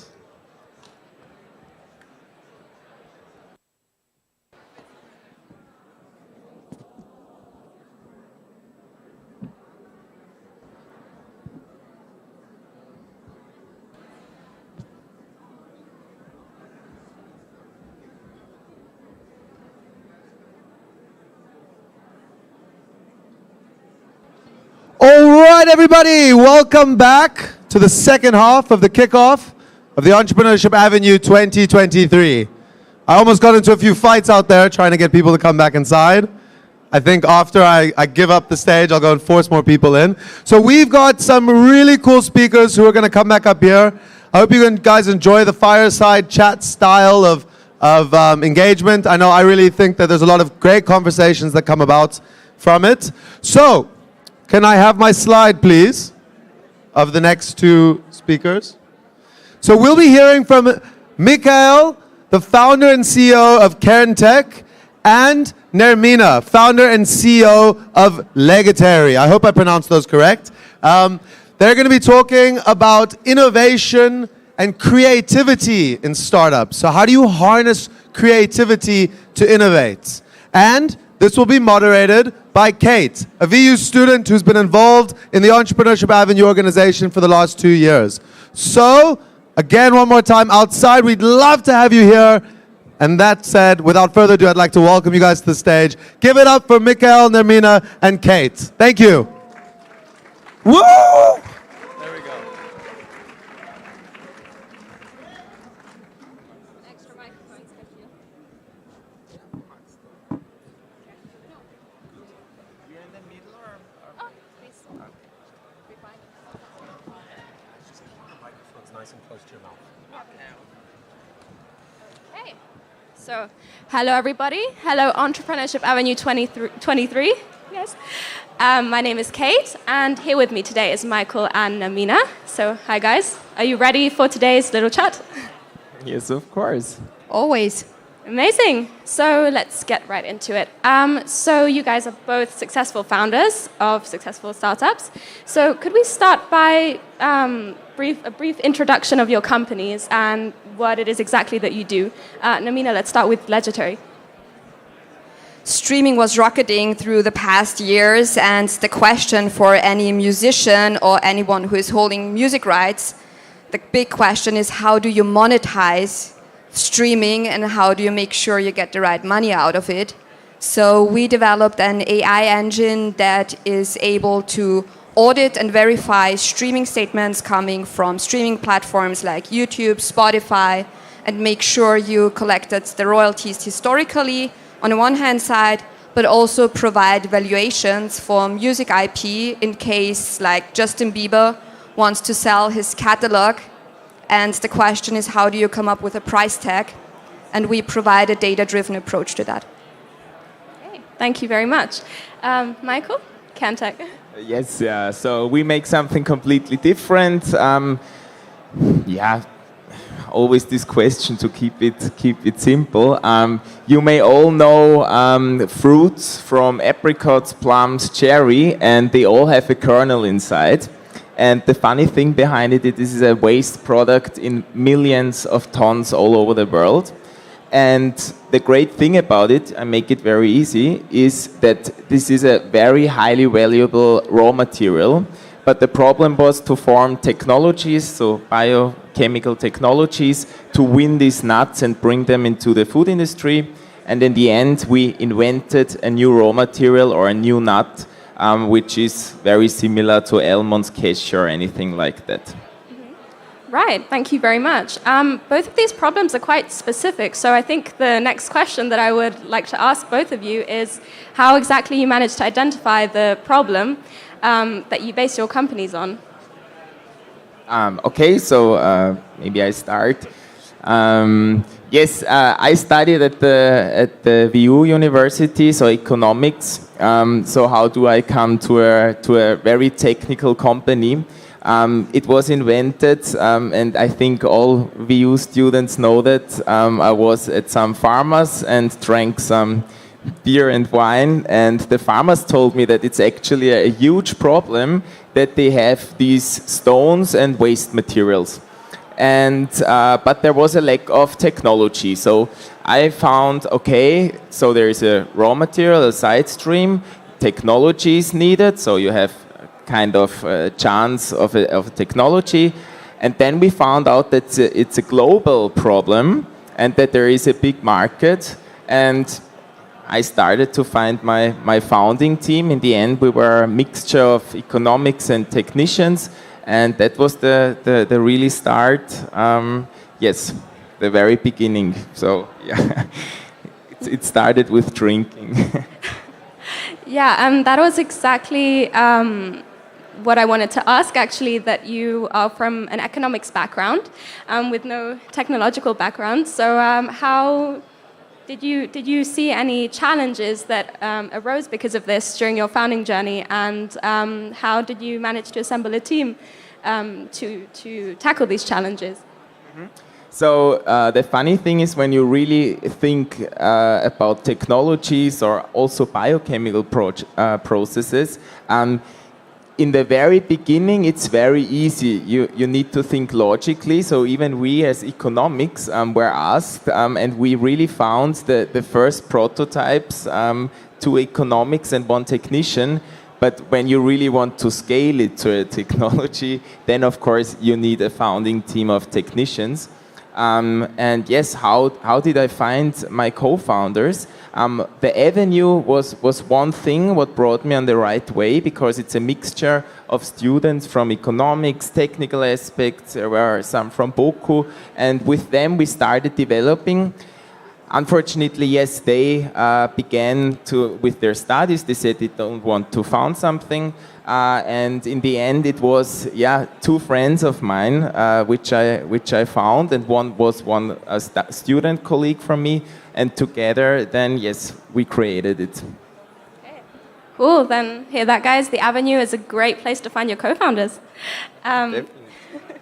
Amazing. So Namina, please share your founding story with us as well. Well, I'm a mathematician. I studied mathematics at Vienna University of Technology.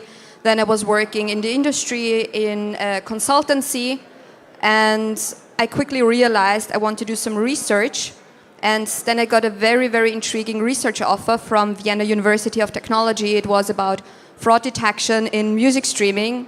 And I was like, fraud detection sounds interesting from a methodological point of view. Streaming market is rocketing, so why not quit my job and do a PhD and do some research?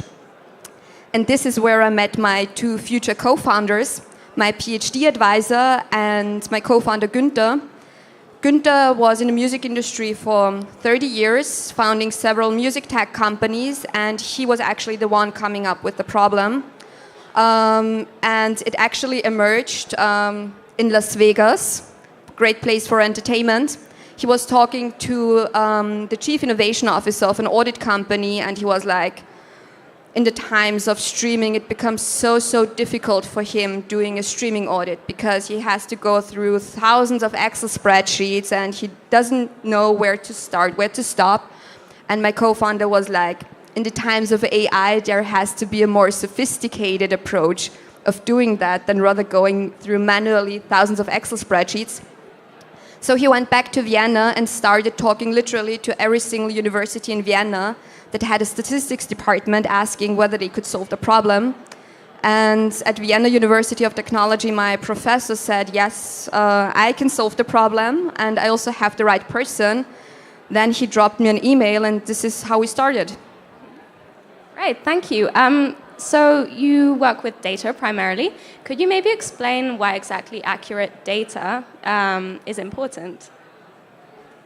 It's generally important because regarding every single model, if you put crap in, crap comes out, generally speaking. But particularly when it comes to streaming, you have to understand how streaming works and how streaming is monetized.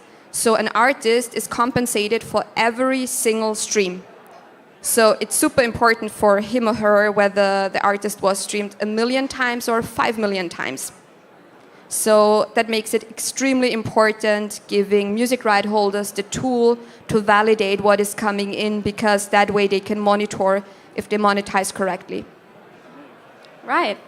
Right, thank you very much. Maybe one last thing regarding this topic. So could you tell us a bit about the geographics of your company? Because we talked about this backstage, and I think it's quite interesting that you are an Austrian startup, but you are present worldwide. So could you please tell us a bit about that? Yeah, it's interesting. The research and everything was done more or less in Austria, because we do have great engineers. But interestingly, our first customer was from the US, and that's due to the fact because the United States is the primary market for music streaming.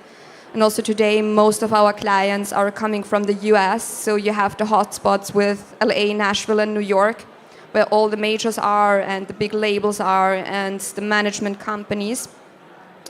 And due to the fact that most of our clients are from the US, we also saw the necessity of being present there and founded a subsidiary. Okay, thank you. It's very also a creative solution, I think. Michael, back to you. So you have combined two concepts, profitability and sustainability. And this is something that is often seen as two contradicting concepts. So what are your views about that, and how have critics received your idea of a sustainable company? One question, what was the first word? Oh, so profitability and sustainability. Okay, sorry. Okay. Yeah, this is always, I'm a little bit out of theory, but I think it's a triangle, right? So social, economically, and profit. The great thing is what we are doing, upcycling, is a business model where everything is possible. Because upcycling has the advantage that the raw material costs nothing, so because it's waste.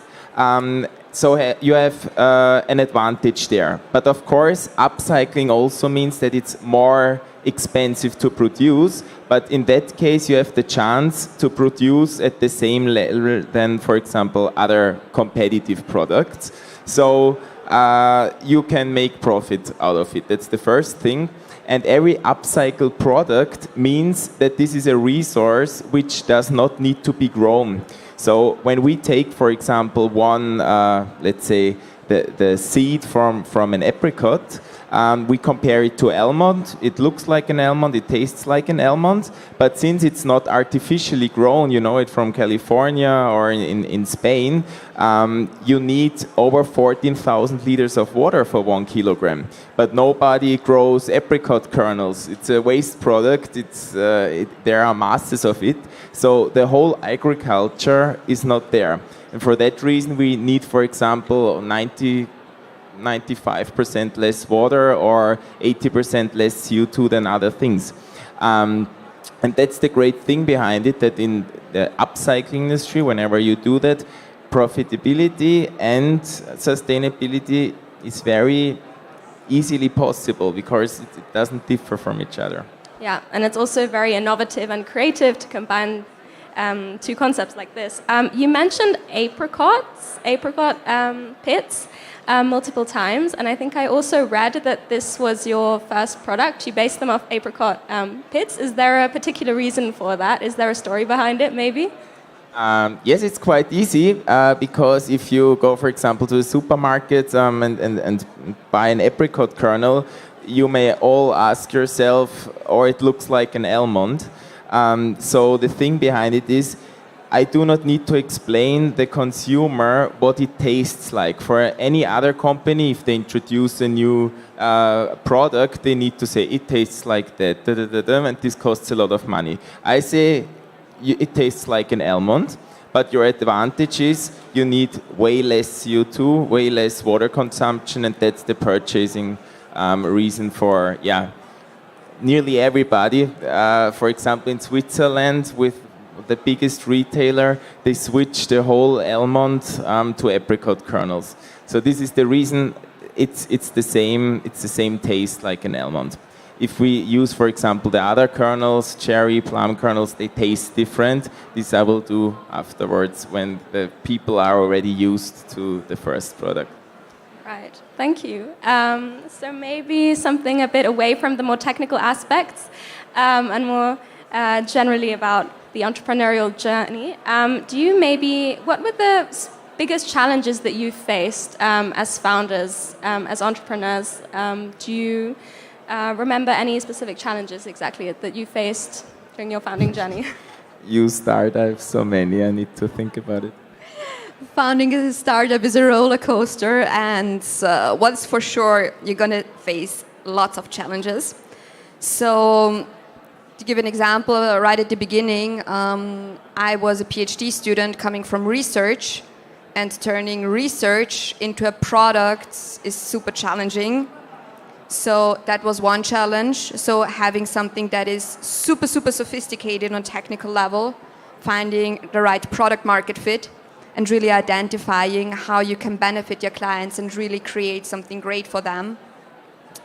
So I think that is generally a challenge to really find this sweet spot. And also in our case, the majority of our clients is in the US, then bridging this gap from being, let's say, the Austrian engineer to having all the amazing, great salespeople in the US, finding that language. Yeah. Maybe you can add some more challenges. We would have enough. For me personally, I think there have always been challenges. The thing is, it's fun to solve the problems. Challenge is a problem, however you call it. For me personally, it's very interesting. This is something what I also learned at the university. When you really grow, for us it was quite easy. This prototyping, make the first industrial process, get customers. This was quite okay, but then suddenly we found out, okay, there was big demand and big supply, and to scale a company. And the funny thing is, we're for founders, we know, for example, how to make something from nothing to put it on the first step. And suddenly you need to scale everything. So you need to hire a lot of people. You need to scale the technology. You need to patent them. Economically, it goes more to management than founding and make something happen. So to bring a structure into a company. To be honest, this sounds very abstract. You can ask me afterwards if this was a little bit too difficult, or you can call me if you don't understand it. But a scaling phase, to put it from a startup where you're very flexible and fast, and suddenly you get a structure and get slow. This is something what I hate. But there are some measurements what we found out that we stay flexible and fast. Yeah, and as far as I understand, you also went directly from being a student to an entrepreneur. Did you face any disadvantages because of that? To be honest, yeah, this question I like, because my plan, I always wanted to found a company, and I said the perfect timing is finish studies, then go to work, 10, 15 years of work experience, and then found a company. To be honest, yes, this is good in terms of experience in working. This is for me very, very important. But the timing to start something like that is better in young years, because if I imagine if I would have a family right now with kids, I wouldn't do it, because it would be too risky. So I would do it that way again. Yeah. Oh, amazing. I guess that's a good message for other potential entrepreneurs as well. Yeah, and Namina, we also talked about this before, but I would like to ask you again. So did you face any disadvantages or challenges by being a female founder in an industry that is so male-dominated? Because I think, 2% of all female founders are active in your area of data-based technology, and that's really impressive. Yeah, I think it's a matter of fact that a very small percentage of all founder teams are mixed teams of female founders teams, but in terms of challenges, I would say I'm facing pretty much the same challenges that all founders are facing, no matter the gender, because founding a startup is really, a challenging process. And I think if there are examples of how it can work, maybe that's an inspiration to other people to take the leap of faith and maybe also go unconventional paths. Okay, thank you. Was there any point for either of you where you felt like, oh my God, this whole journey is too difficult, I just want to give up? No, fortunately, not even one of the founding team. The thing is, I guess, why not is because our motivation is the learning curve. And since we have not found out how it is to scale a company, we have a lot of learning curves in front of us. So this is the motivation, what it is. And the second thing is we really want to make an impact. And not like now in some countries in Europe, we really want to make it globally because these side streams are a global product. And we want, to have an impact forever with this new raw material. And for that reason, this is the motivation always stayed high. Mm-hmm. All right. Any low points for you? Low points? Did you have any low points during your founding journey? Low points? Oh.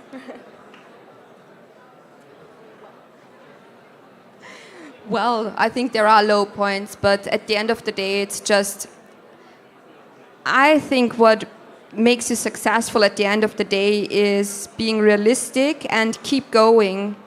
Even if it's challenging, knowing, okay, enduring and surrounding yourself with people who will support you, who understand you, who will help you working through the challenges, and keep going. That's an inspiring note, and I think I would tie it up with one last question then. What would your message be to entrepreneurs starting today? Just one sentence, inspiring, motivational message. Mine is, I really recommend everybody, if he or she has an idea, to start it, and if it fails in 1 year or 2 years, you're way, way smarter and have knowledge what you may not get if you're working in a normal company. And this is really experience that was fascinating. Do I get a second sentence? Yes, of course. I give you one advantage why this learning curve was so good.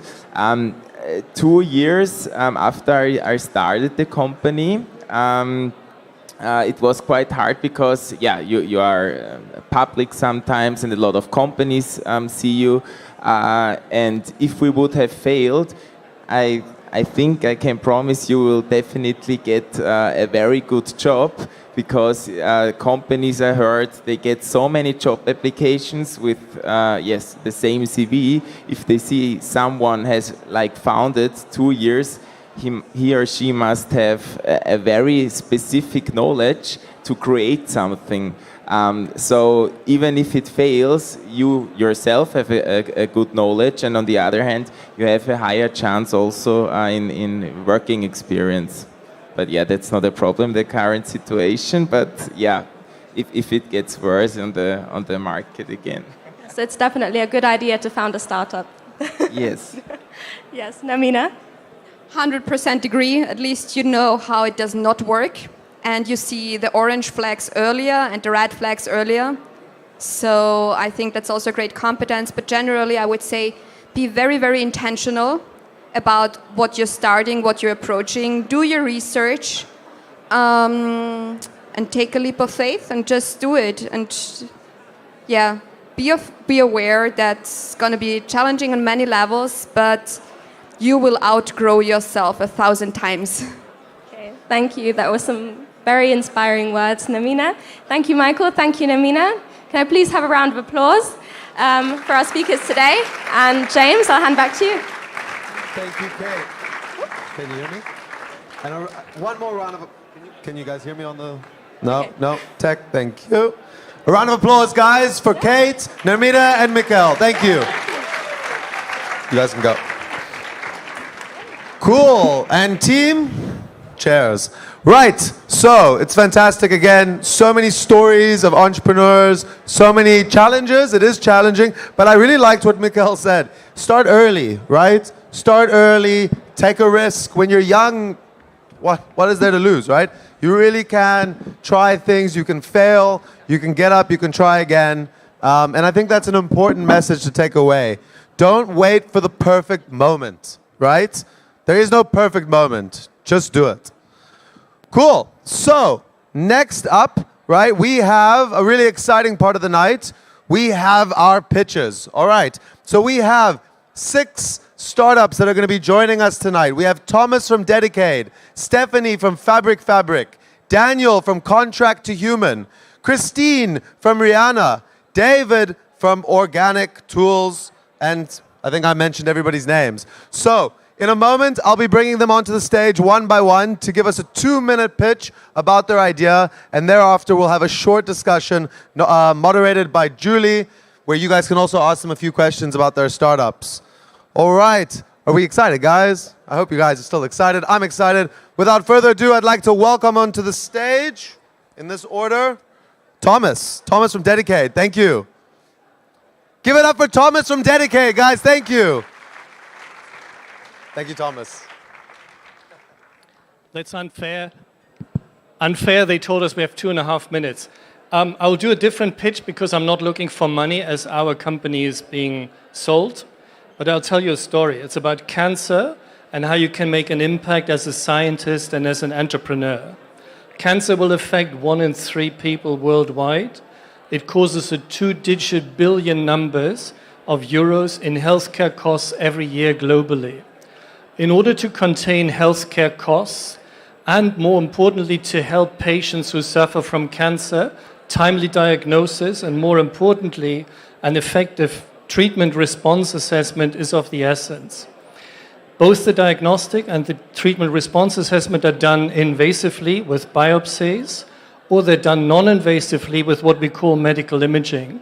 Medical imaging gives you 3-dimensional data of the anatomy of a patient, or if you use molecular imaging, you can actually look at the function of your tumor cells. Molecular imaging is nothing else but using a radioactively labeled special biomolecule that binds to particular aspects of the cancer cell. So my name is Thomas. I've worked for 25 years in molecular imaging. And in 2013, I was invited to join the Medical University of Vienna. So for me, it's also the 10th anniversary.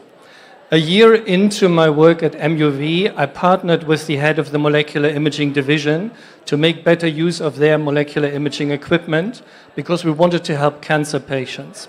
A year later, we hired a young chap from a medical healthcare company in Hungary who was a computer scientist to help us bring AI along because we felt it was the expertise in medicine, the knowledge about the medical and molecular imaging modality and AI that could expedite cancer diagnosis.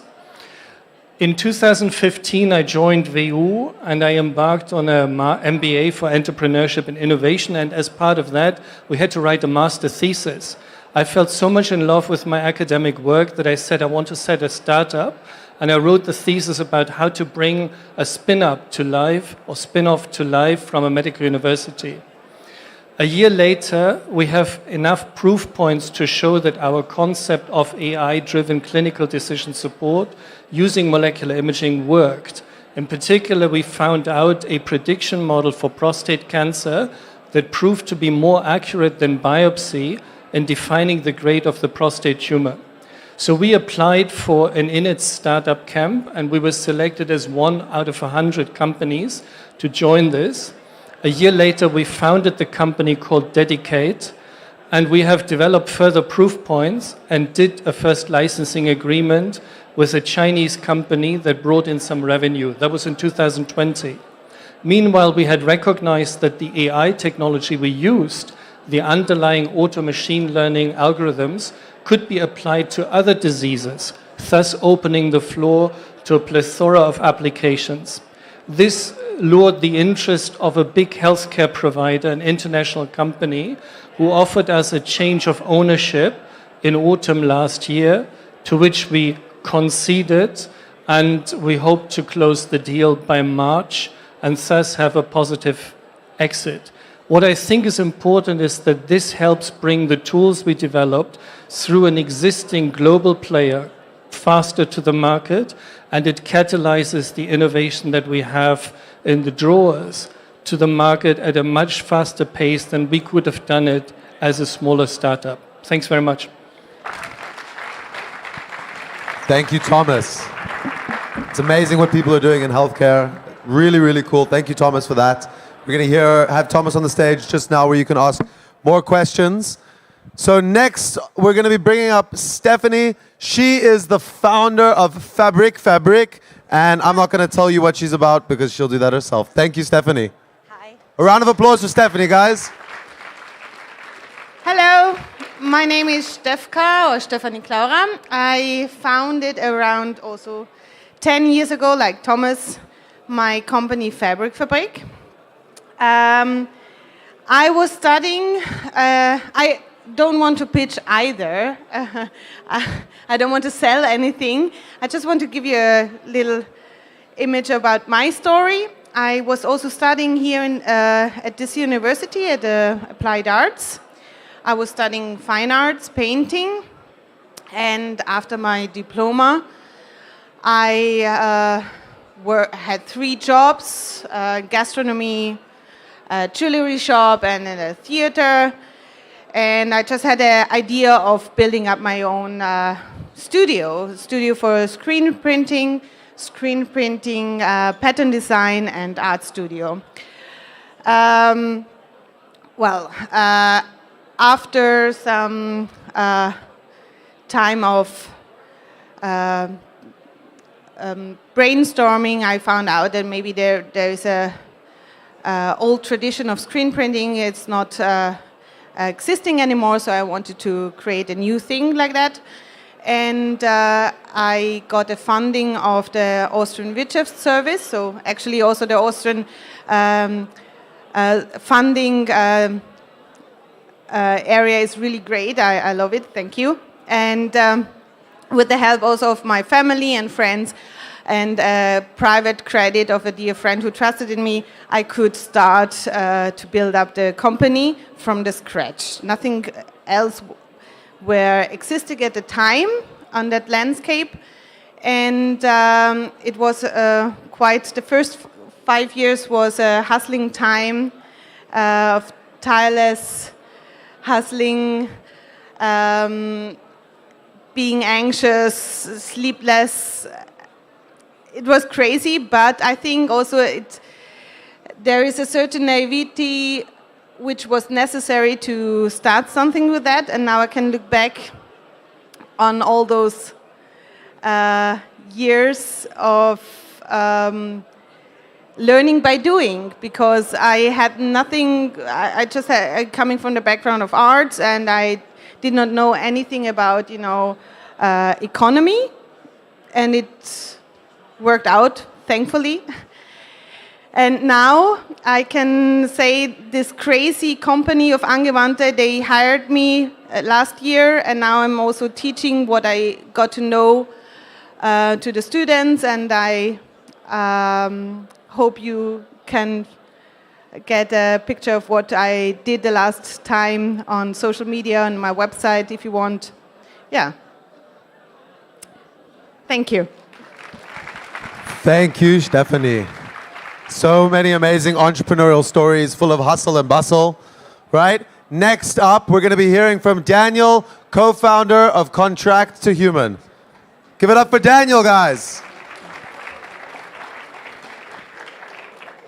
Hello, my name is Daniel, and I'm a lawyer. That means that all of my friends always come to me for the legal advice. Like a friend of mine, he asked me to take a look at an employment contract that he was offered. So I did, and it was terrible. The language was really bad, and there were clauses that were just wrong.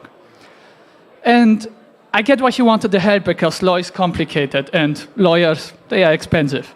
And I also like my friends, but I don't really want to help them each and every time. So Jan and I thought about a solution, and we created Contract to Human. We translate lawyerish into a human language. You simply upload your contract, then our AI explains to you each and every clause, shows you dangerous or wrong clauses, and also all the relevant laws that you need to know. Our first focus is on employment contracts, but we want to focus on more kinds of the contracts in the future. We will offer our solution directly to our customers on a pay-to-pay basis. But we are also in talks with different advocacy groups like the Arbeiterkammer about potential partnerships.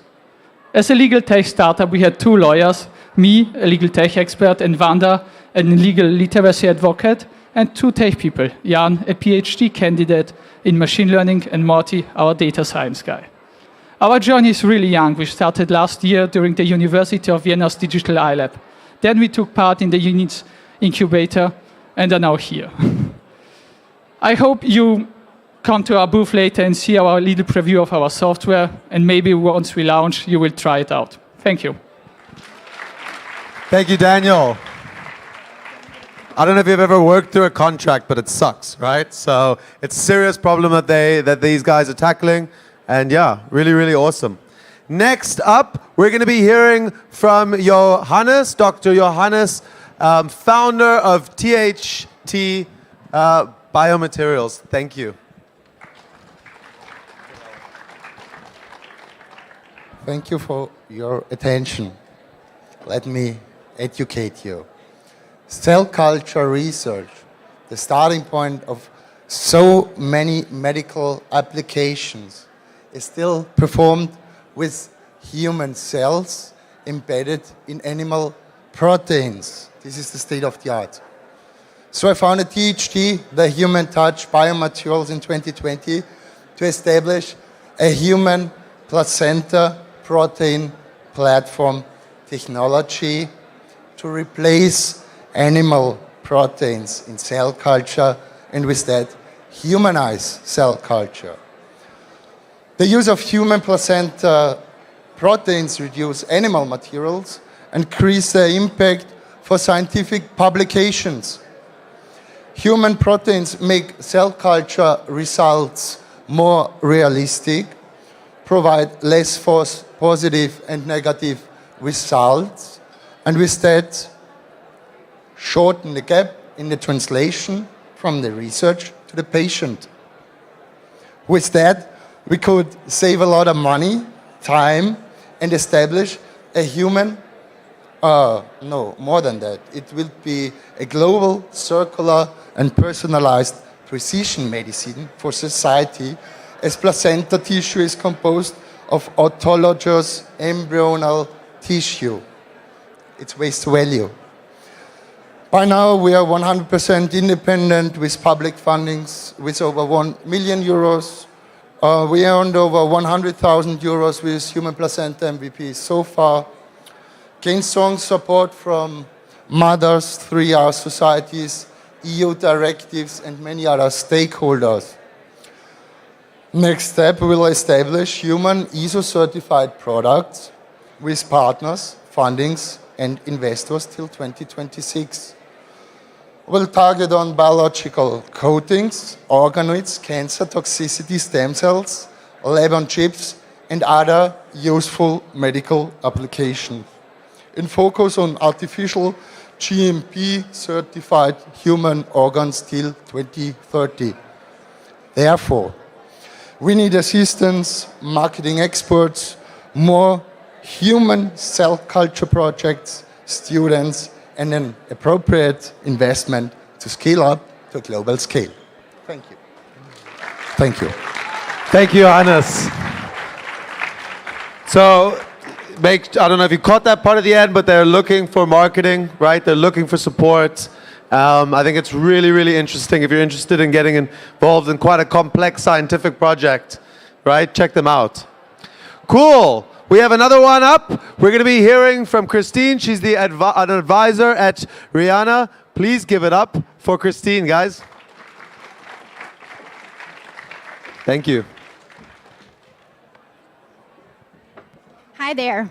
My name is Christine, and I would like to present Rihanna Therapeutics, a spin-off company of the Vetmed University in Vienna, founded by Anna and her supervisor Richard, and I am supporting the both of them since the very beginning as a technology transfer officer of Vetmed University. Rihanna's mission is to develop drugs for cancer patients. And you know, Rihanna is a biotech company and follows the typical biotech business plan, which also means that it will take up to 15 years and it will cost hundreds of millions of euros until a drug from Rihanna can be on the market. So there is a long way ahead of us. But the story already started 5 years ago in 2018 when Anna and her supervisor Richard realized the commercial potential of Anna's PhD results. And at that time point already, Anna decided she wanted to become an entrepreneur. And ever since then, any step she took was towards this goal. She participated in the VetMed University Vienna internal Vet Ideas Challenge. She also applied for additional funding with the FFG Spin-off Fellowship and got 500,000 euros for proof of concept studies. She successfully attended the INITS Scale-Up Hub and learned a lot of things that entrepreneurs should know. And then she started to write a business plan. And then she started to pitch her business plan. And we were super happy when we learned at the end of last year that we got granted 800,000 euros from the AWS seed financing. And we are now matching it with our first investors round, so that we could finally start our company only 6 weeks ago on February this year. So there has been already a long journey behind us, and there is a long journey waiting for us, which will be challenging, we know that, but will of course be also very exciting. Follow us. Thank you. Thank you, Christine. A long but exciting and rewarding journey. Right. We've got our last pitch for the evening. We're going to be hearing from David, co-founder of Organic Tools. Give it up, guys, for David. Thank you. Yeah, I'm from Boko. I'm a farmer. Any more farmers here? Okay, I'm the only farmer, so I can tell you anything. So, when I started my company, I didn't want to found a company actually. I was advisor for fruit tree growers like apples and this kind of old apple trees. A lot of fruits were lying on the ground, nut trees, nuts lying on the ground. And I wanted to advise them a harvester which didn't exist because they were either too expensive and not appropriate for these small farmers, or they damaged the fruits. So I say to my best friend, we could make a harvester, but the problem was I had no idea of engineering, he neither, and but we were really trying to find a solution for these farmers because there were tons of fruits lying on the ground and nobody's using them. So yes, that's something what I really learned on this entrepreneurial journey. Like, if you start to go, then the magic will happen on the way. We found a kind of Daniel Düsentrieb, a guy who created the first harvester out of trash, actually. We built the first series. We were sold out in the first series. We had no idea from economy or anything. I was really kind of, I thought it would be a good idea to get some guys from the VU also into our founders team, because there was no experience. But with the time, we started to sell our harvester internationally. We have now more than 1,000 customers, even in US and Canada. And yes, and from my point of view, there are two big trends in agriculture. One is high-tech, large-scale agriculture. The other one is small-scale and also kind of low-tech. And especially for the small-scale farmers and worldwide, nobody is building technology for them. So we also, from the harvester, we are starting to produce more products for small-scale producers and try to support them to be more efficient and to make small farms work. Yes, thank you. Thank you, David. Go that way. Cool, guys. I mean, give them a round of another applause, please. Give another round of applause. Awesome ideas. Chairs, chairs, chairs, chairs. So now we're going to be having a discussion. Just stay in your seats for one more second. And yeah, if you guys have any questions, it's going to be one last fireside chat where our moderator here, Julie, will be asking some really cool questions, getting a little conversation going, and then some final questions from you guys, and then we'll be wrapping up the evening. So can you guys come and join us on stage? A round of applause for all the founders that have pitched with us tonight. Thank you.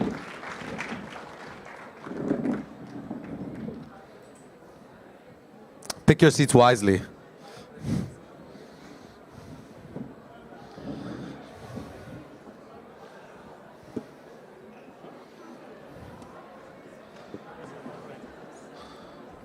Perfect.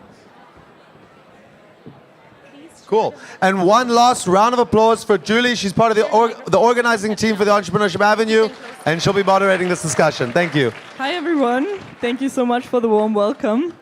Like James already said, I'm part of the organizing team. I'm in charge of the lab series, so I hope I'll be seeing a lot of you there as well. But for now, let's jump right into this fireside chat and ask all our questions to these interesting startups. Hi there. Thank you so much for being here. I will start again with Dedicate, now that we have not heard from you in such a while. You're currently developing your pilot platform, is that correct? Well, we develop tools, and in fact, it's hard to say. I almost don't care what we develop anymore because we're being sold. But we never. What you have to understand is we never had a real platform, but we had solutions. We catered really to a B2B and B2C scenario.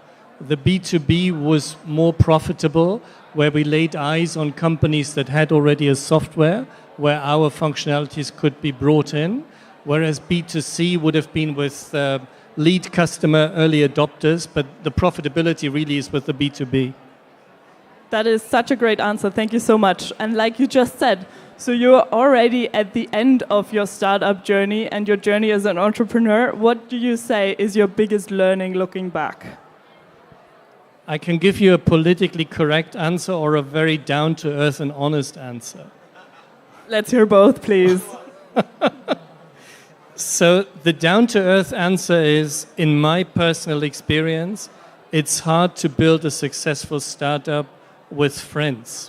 It is possible that you have a breakup during the gestation phase, and you have to ask, I don't want to tame the positivity spirit here, but you have to ask yourself, is it worth risking a friendship when you enter a business? That's my personal experience.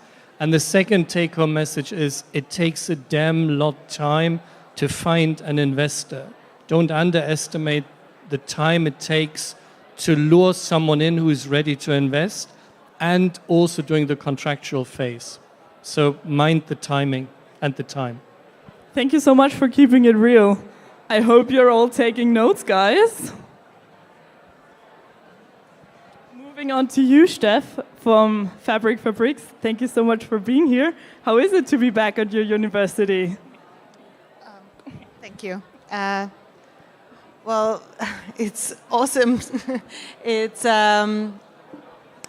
since the last, as I mentioned before, the last 10 years, I was building up the company, and for the first 5 years, I would say it was really, really rough, and I learned a lot while doing it. You know, I was working a lot with corporations, with different artists and different kind of professions, with architects, interior designers, fashion designer, different kind of platforms, and also B2B, B2C.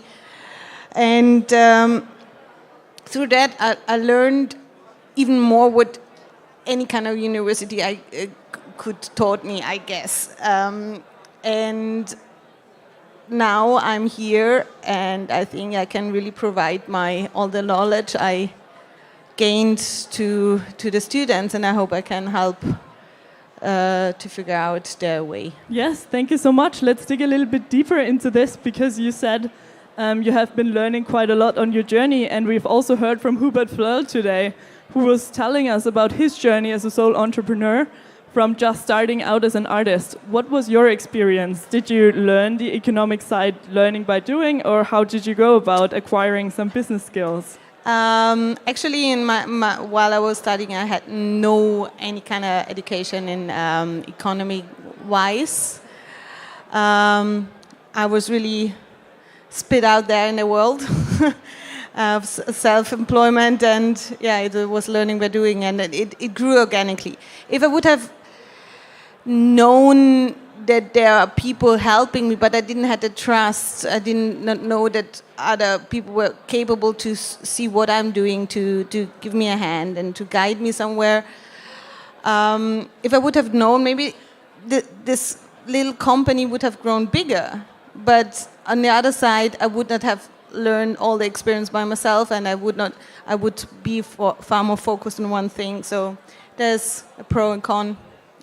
Also keeping it real. Thank you so much. You're welcome. Maybe let's just move on to David right away. Your company has been winning a lot of public funds, and you have been part of a lot of incubators. Maybe a question that is interesting for everyone who is already looking at participating in an incubator like that. What did it help you? How did it help you? What value did you gain from it? I think the biggest help were the workshops, because we were I'm from law, my colleague was tech guy, so we had no idea about business, how to present our startup, how to redefine our ideas. So I think the part that I liked the most is that incubated the other teams. We were in a constant exchange about our ideas. We worked basically together.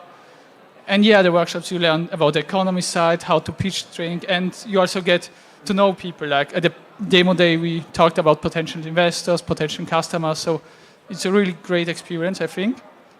And I would recommend everyone to go to an incubator if it fits to your needs, because there are different incubators. The university iLab, that was before we had an idea, it was about entrepreneurship, similar to the Entrepreneurship Avenue. And that was a good starting point. And then with the idea into a really incubator, that was a good next step, I think. Thank you so much. Maybe staying with that topic of how do you acquire business skills a little bit more, I would like to give the word to Johannes.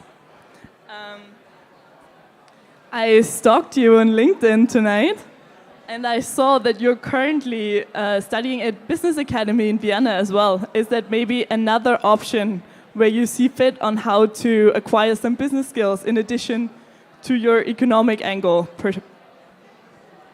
I made a classical spin-off strategy where I did my inventions during the PhD, and then already with this thought with IP, coming to invention disclosure, coming to Verzichtserklärungen in early stages, already with a far-sighted plan, and then also with a little bit of luck, of network, and with that to the incubators and to the pre-seed phase. And of course it's very helpful, and I'm just getting it's just more and more because it's a need. It's a need.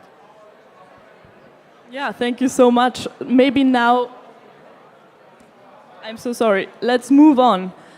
Christine, I would like to ask you, thank you so much again for being here today and representing Rihanna. You have been working closely with the startup team, and maybe about the dynamic that we have been hearing about earlier by Thomas. Maybe you have a different angle on how founder teams are working together and what that means on that relationship, as someone who has been watching that relationship closely, I assume. Yeah, I mean, if you want to start up a company like Anna and Richard did, it's like a roller coaster. So there are good times and there are very bad times, very bad news. You have to somehow digest together and find solutions. So you better have a good look at your partners that you are choosing for your endeavor. And I totally underline what you've said before, that it's not about friends, it's about additional skills that you have to find and incorporate into your team. And as I watched Anna evolve from a scientist to an entrepreneur, she reached out to people that could help her, writing a business plan, understanding the business, asking the right questions to investors, because you're normally as a scientist, you just don't know how to handle them. And by being open and by listening to all these people she gathered around her, she learned so much, and that made her the woman she is now. She's now the CEO of a biotech company. So talk to people, listen to people, learn from people, and try to get together different skills and not only the friends. Thank you so much for that great answer. Maybe let's follow up a little bit more on your product this time. So we have been hearing a lot about biotech tonight, medicine approaches. So let me ask you, what is your time to market? 10 to 15 years. 10 to 15 years, thank you so much. Maybe Thomas, would you give an estimate to us as well? I hate to break it, but it's about a year. Because once you have the software, it's a bit easier than with pharma. You can apply for FDA certificate, similar to the MDR type honor, and then you can release it to the market. Because it's a medical product, you have to have some sort of governance by the authorities. What would you say, Daniel? What is your time to market? I think the big question is how much time we can invest, so financially. But I think we plan to have it at the end of the year, so 1 year to have a product, yeah. So as you can see here from the answers we're getting from our panelists, depending on what your idea is and which industry you're actually working in, your time to market can be very different. So don't let that get in the way of following your dreams. And now to our last panelist. David, thank you so much for being here as well. I'm very impressed with your approach. Like you said, you did not even want to be an entrepreneur, but it kind of found you and you kind of saw the need and you found a way to fix a problem here. And I would like to ask you, do you produce your tools yourself or do you use a manufacturer? Yeah, that was a very fascinating part of the journey, because in the first year, like this guy what we met who built the first prototype from trash, literally. We built the first series with him, 120 pieces in his garage, cutting metal pieces, and it was like really dirty work. But it was I learned so much, because like really what does it mean like to produce to understand also the product, especially with hardware. Of course it's something else if it's like very high tech, but this was a low tech. The first version was even with a screwdriver, like as an engine, and yeah, like to really experience this whole journey. And of course, then we split with this first guy, so he was not a friend, definitely, but it was very complicated with him, like this kind of another mindset, and so we found another co-founder who was like from the EU and with engineering background. We met in the park, and with him like we could build the series, and now we have parts from different companies and we assemble together then in our own workshops, so to say. So you took the best of both worlds. Yes, so we want to understand, we want to have the quality management, like to see how, what we ship out, and also make the storage and assembly. And I also have another perspective on your point about... Yes, please, we would love to hear it. Founding with friends, because I founded with my best friend, and I've heard a lot about it, and like for me, our friendship, it grew big and deeper. So we really, I really enjoy to be able to work together so closely and with my best friend, and also like the third guy is also now a very close friend, and to have this. I spend so much time in the company. I also have a family, but like next to the family, it's the most part what I spend in my life with. And so it's amazing to do this with people I really love and love to work with. So what do you think is the magic or secret ingredients that make it work for you and maybe made the experience a little bit more difficult for Thomas? Oh, I have so no what idea. should the audience look for in a co-founder? Each perspective is so unique. So. Maybe you have an opinion on that, please. Well, I didn't quite get acoustically your question. Let me please repeat it. So I was wondering if you think there is a secret ingredients that our audience should be looking for in a co-founder in order to increase the chances of the relationship working. You said it very well. It's the complementary experience. I actually, again, a subjective, experience we have. I think you can grow friends if you start a business based on complementary experiences. I fucked it up twice. And that's why I share it, because to me it's important. Friendship is important more than money. But I think it's the complementarity of experiences that you need, and you should not be shy to reach out to people who may harbor this experience that you or your friends do not have. So networking, what you're promoting all evening long, social skills is what drives it, right? That's a good point. Yeah. But I'm very complimentary with my friends. Perfect. So that's why it works, maybe. Maybe also a follow-up question to you, David. You already touched a little bit on work-life balance. What do you think is the key to make that work when being a very invested entrepreneur and running your own business while having at the same time a private life, hobbies, and a family? Yeah, it's definitely a difficult topic. Also for me, I'm sure I would be a kind of a workaholic without family, so I'm really glad about my kids because they keep me away from work.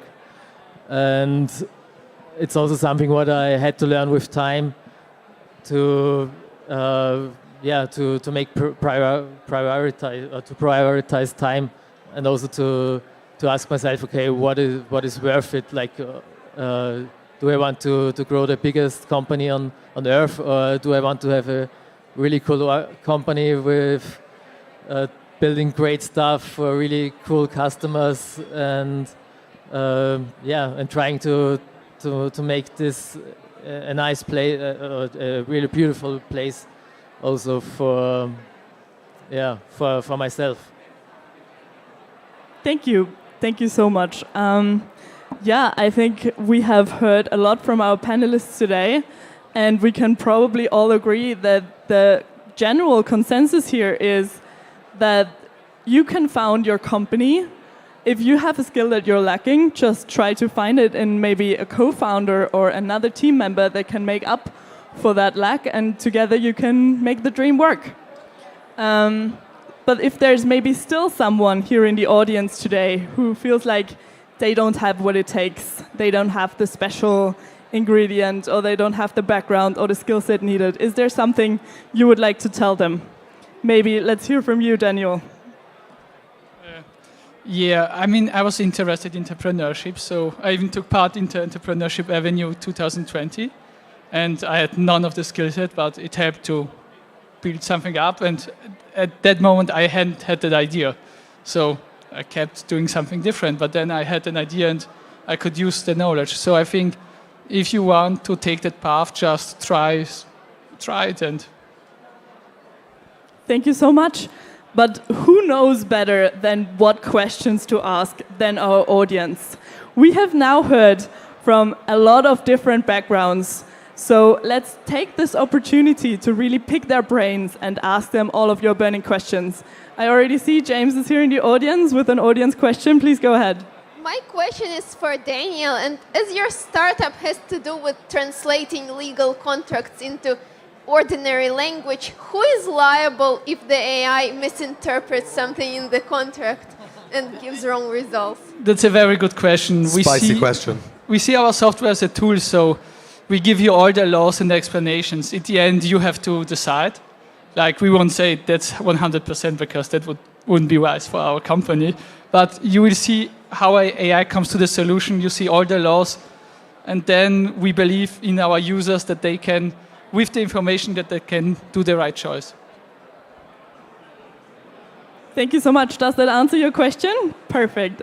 Is there maybe another audience question? Oh, back here. Yes, please go ahead. You as AI-based companies, how do you react to big threats like at the moment ChatGPT? How are you adapting to these big threats? Yeah. Does it cater to any of our specific panelists, or are you just asking that question to everyone? For example, contract to human. Contract to human? Wonderful. Yeah. Daniel, go right I mean, ahead. ChatGPT is a great thing, but we think we have something that they lack. We focus on legal law, then we have to be sure that our predictions and our AI works perfectly. Otherwise, it won't help the people. And yeah, we think we have enough differential marks that we can bring more value than a normal chatbot to their customers. Also a very highly interesting point, because usually the legal industry or the legal environment is very immune to innovation. So maybe one follow-up question to you would be, do you think it was harder for you to establish a tech-based startup, or is it easier because there's less competition? It depends, because our focus is to help the users, the normal people, not law firms. So I think that's why it was easier for us, because we don't need the support of big law firms now. Because, yeah, lawyers, they aren't really tech innovation friendly. But we think our goal is to help the people and use the technology to that. So for us, it was an advantage, because we are really early compared to our competition in this sector. So yeah, we see it as something positive. So we see we should not be afraid of stiff industries. Let's maybe have one more audience question. I see James has one right there And on the right side. Yeah, my question is for David. So I know that from my own experience, the farming industry, usually like startup, especially for like small farms, they just tend to like look up at the big industry, etc. So like, how do you present yourself into those smaller farms that you mentioned earlier, as a startup company or as a new product? Or? So the question is, how do we present our products or ourselves to small farms? Yes. Yes, it was very important for us in the beginning to go to farmers with our products, like really to validate the products in the field and make sure we don't engineer something which doesn't need anybody.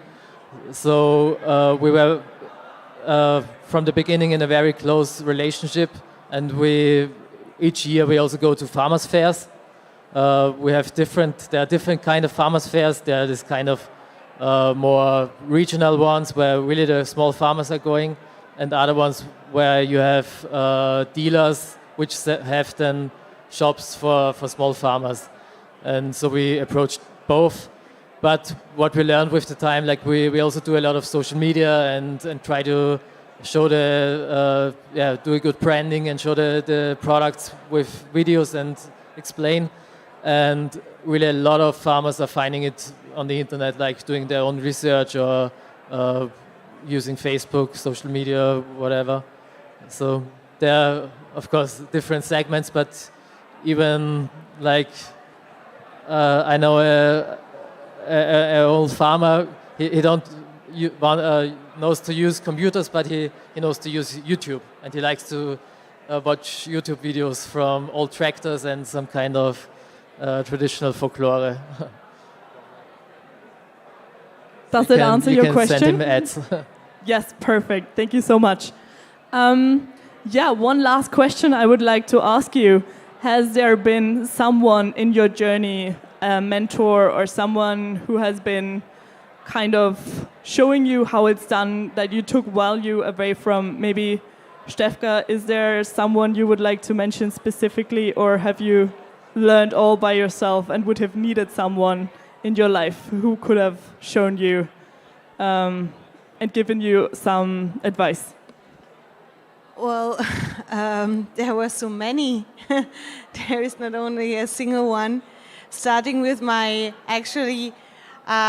first teacher at the university, which is actually here standing. She taught me a lot about screen printing in the first hand. But then after when I... thank you, Ute. Thank you, Ute.